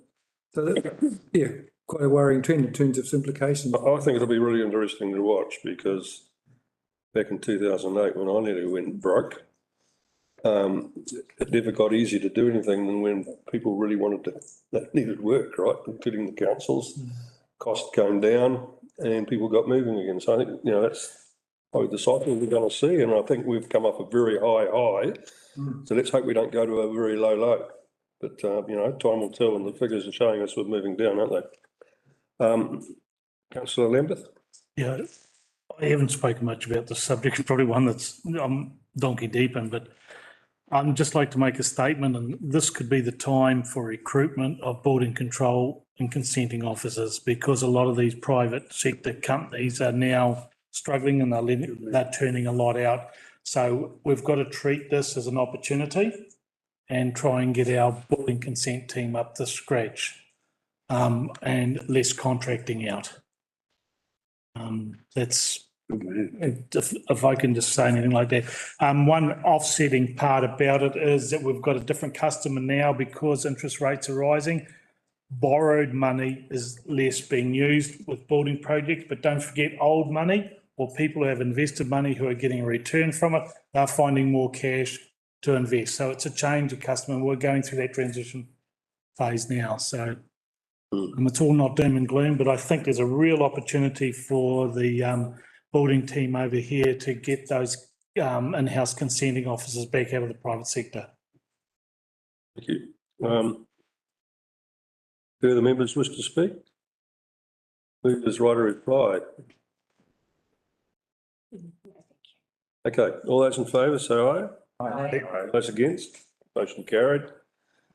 6.7 quarterly report, once again, Maris and the executive team. Thank you, Mr. Mayor. So, it's been a long day, so I'll keep it short and sweet. But this is the first time you've seen one of these. Actually, it was second, is it? Okay, so then that's about then. So obviously the measures are set by you. I do want to point out that we'll go through that process through the LTP as well. And we're resetting these measures. There are statutory ones and discretionary ones that you will have. So 10 of our 71 measures are recorded as being read at the moment. Most of those are showing results that are close and will improve. However, there's a few that I just want to raise with you. Given the decision previously about waste management, 6.1, 50% public satisfied versus a target of 70. So there is a little bit of disquiet in the community about that. That is what it is at the moment. Yes, can't say it is what it is. 7.6, the library user satisfaction is at 72% versus a target of 85. And the commentary around that is largely about the space available once we get through that Better Off funding program, and hopefully the two community hubs that will improve that. However, that's where we are at the moment. It is a well-used facility, and I still think 72 is quite a good school. I wouldn't be doing my job if I didn't point out 8.2 to you. And that's elected member performance at 50% versus the target of 60. So largely the commentary is about rates, I understand, in that space. So the previous council asked us to put that measure through. And likewise with the community having trust in the council, it's dropped quite a bit to 42% versus 60, and that's 8.3. I do want to point out the other read that's important to you would be the building control customers who are satisfied with the service. So that's at 46 versus a target of 78%. Do want to sort of say that was based on 2 surveys. So not a huge statistical population there. And we're re-looking at that, find out how we get better information from our people in that space who are users of the service. That's the difficulty. Yeah, that's the We've got quite a small base. Yeah. A new survey went out last week, yes? Not sure when the survey. You would have got one. And of course, the 9.13 back to dogs, dog attacks and wandering stock responded to in an hour. That was 65% versus a target of 95%. Like I said, we've made some structure changes to try and improve this. And obviously it's a big up on our response rate in the district the size of ours as well. So it's difficult for people to get there too. But that is fine. That's the only commentary I had. I'm happy to take questions if you have any. Councillor, that's it. You will need to move in a second as well, sorry. Oh, let's have a move and second. Okay, I'll move that. I'll second. Thanks. Okay, Councillor Vincent, your question? Okay, well, yeah, just, I seem to recall, it could be the wrong survey, but we have had them where if it makes it more interesting, where that 8.2 on regarding performance of elected members is broken down by ward. So then we can have. Yeah.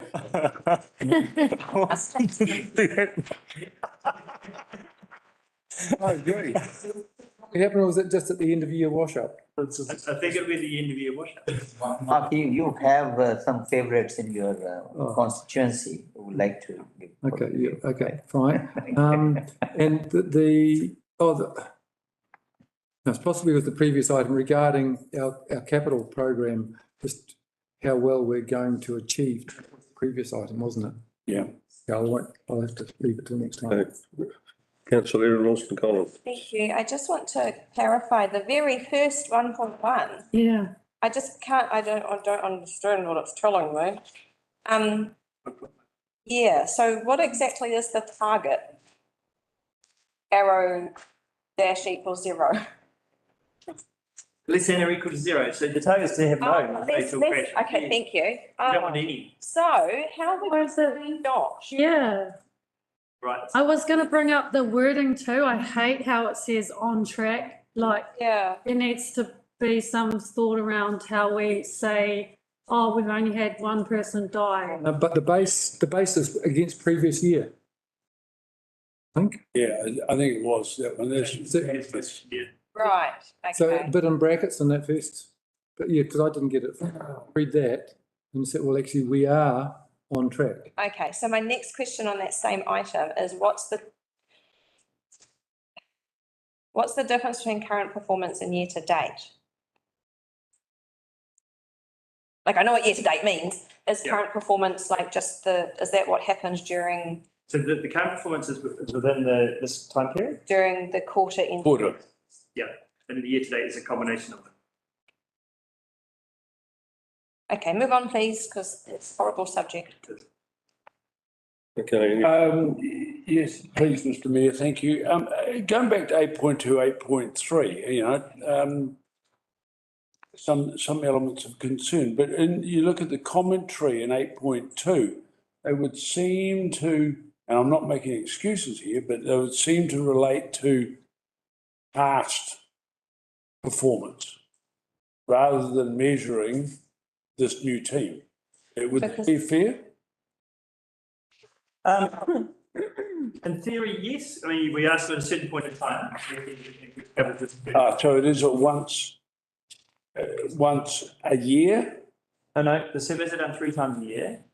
So the survey for this was done at the end of last year. Okay. Type thing. It's hard because the public will see at a point in time. Okay. They give some among essential commentary and about the rates. Oh, no, that's right. It was just more a matter of understanding whether this had been updated since the last report. And I suspect that the figures are the same. Okay. So what, Commenting on the rates, which we, even at the time we were elected in, we had no, No, we had no, that's exactly what I'm saying. Yeah. the previous. It's not a reflection of how badly we've done. Okay, any further questions? Well, I don't know, that's what I'm asking. 3 of them. Further questions? Okay, I don't make any statement. Second statement, that's, Erin, Nothing to add. does members wish to speak? No, they were on their phone. Beaver's right a reply. Thank you very much. I think that's a good update, Jason, and thank you for taking us through it.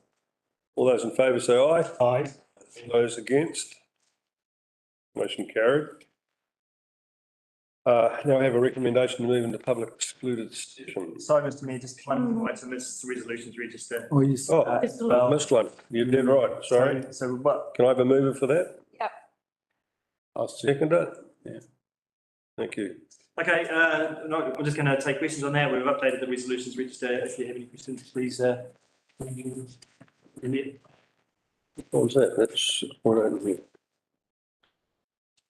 It's the second plan. Any questions on this?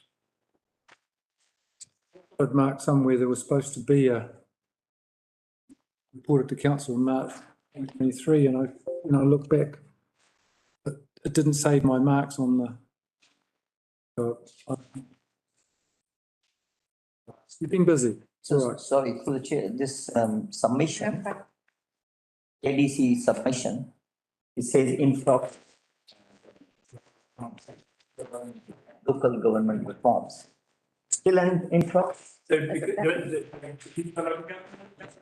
Because it has come, then after this meeting, we'll complete it. So the process is that we report it back to you for noting, then we'll complete it after this, wait a few. Thank you. Further question? Beaver's statement. Nothing to add. And second statement, councillor Howard. Nothing to add. Thank you. Members who wish to speak? Beaver's right a reply.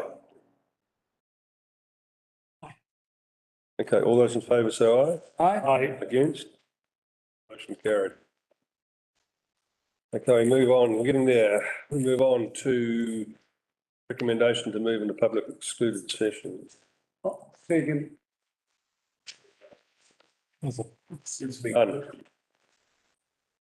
Okay, all those in favour say aye. Aye. Those against? Motion carried. Mr Mayor, just, if we take it before you, do the minute thing, we'll have to leave. But now you can do that, Good, that means I can go that way. so you can do that in. Bye, team. Why, leave what? Is a break, yes? No, no, no, no. No, don't you go anywhere, Ash. Who records this? Monday. Oh, okay.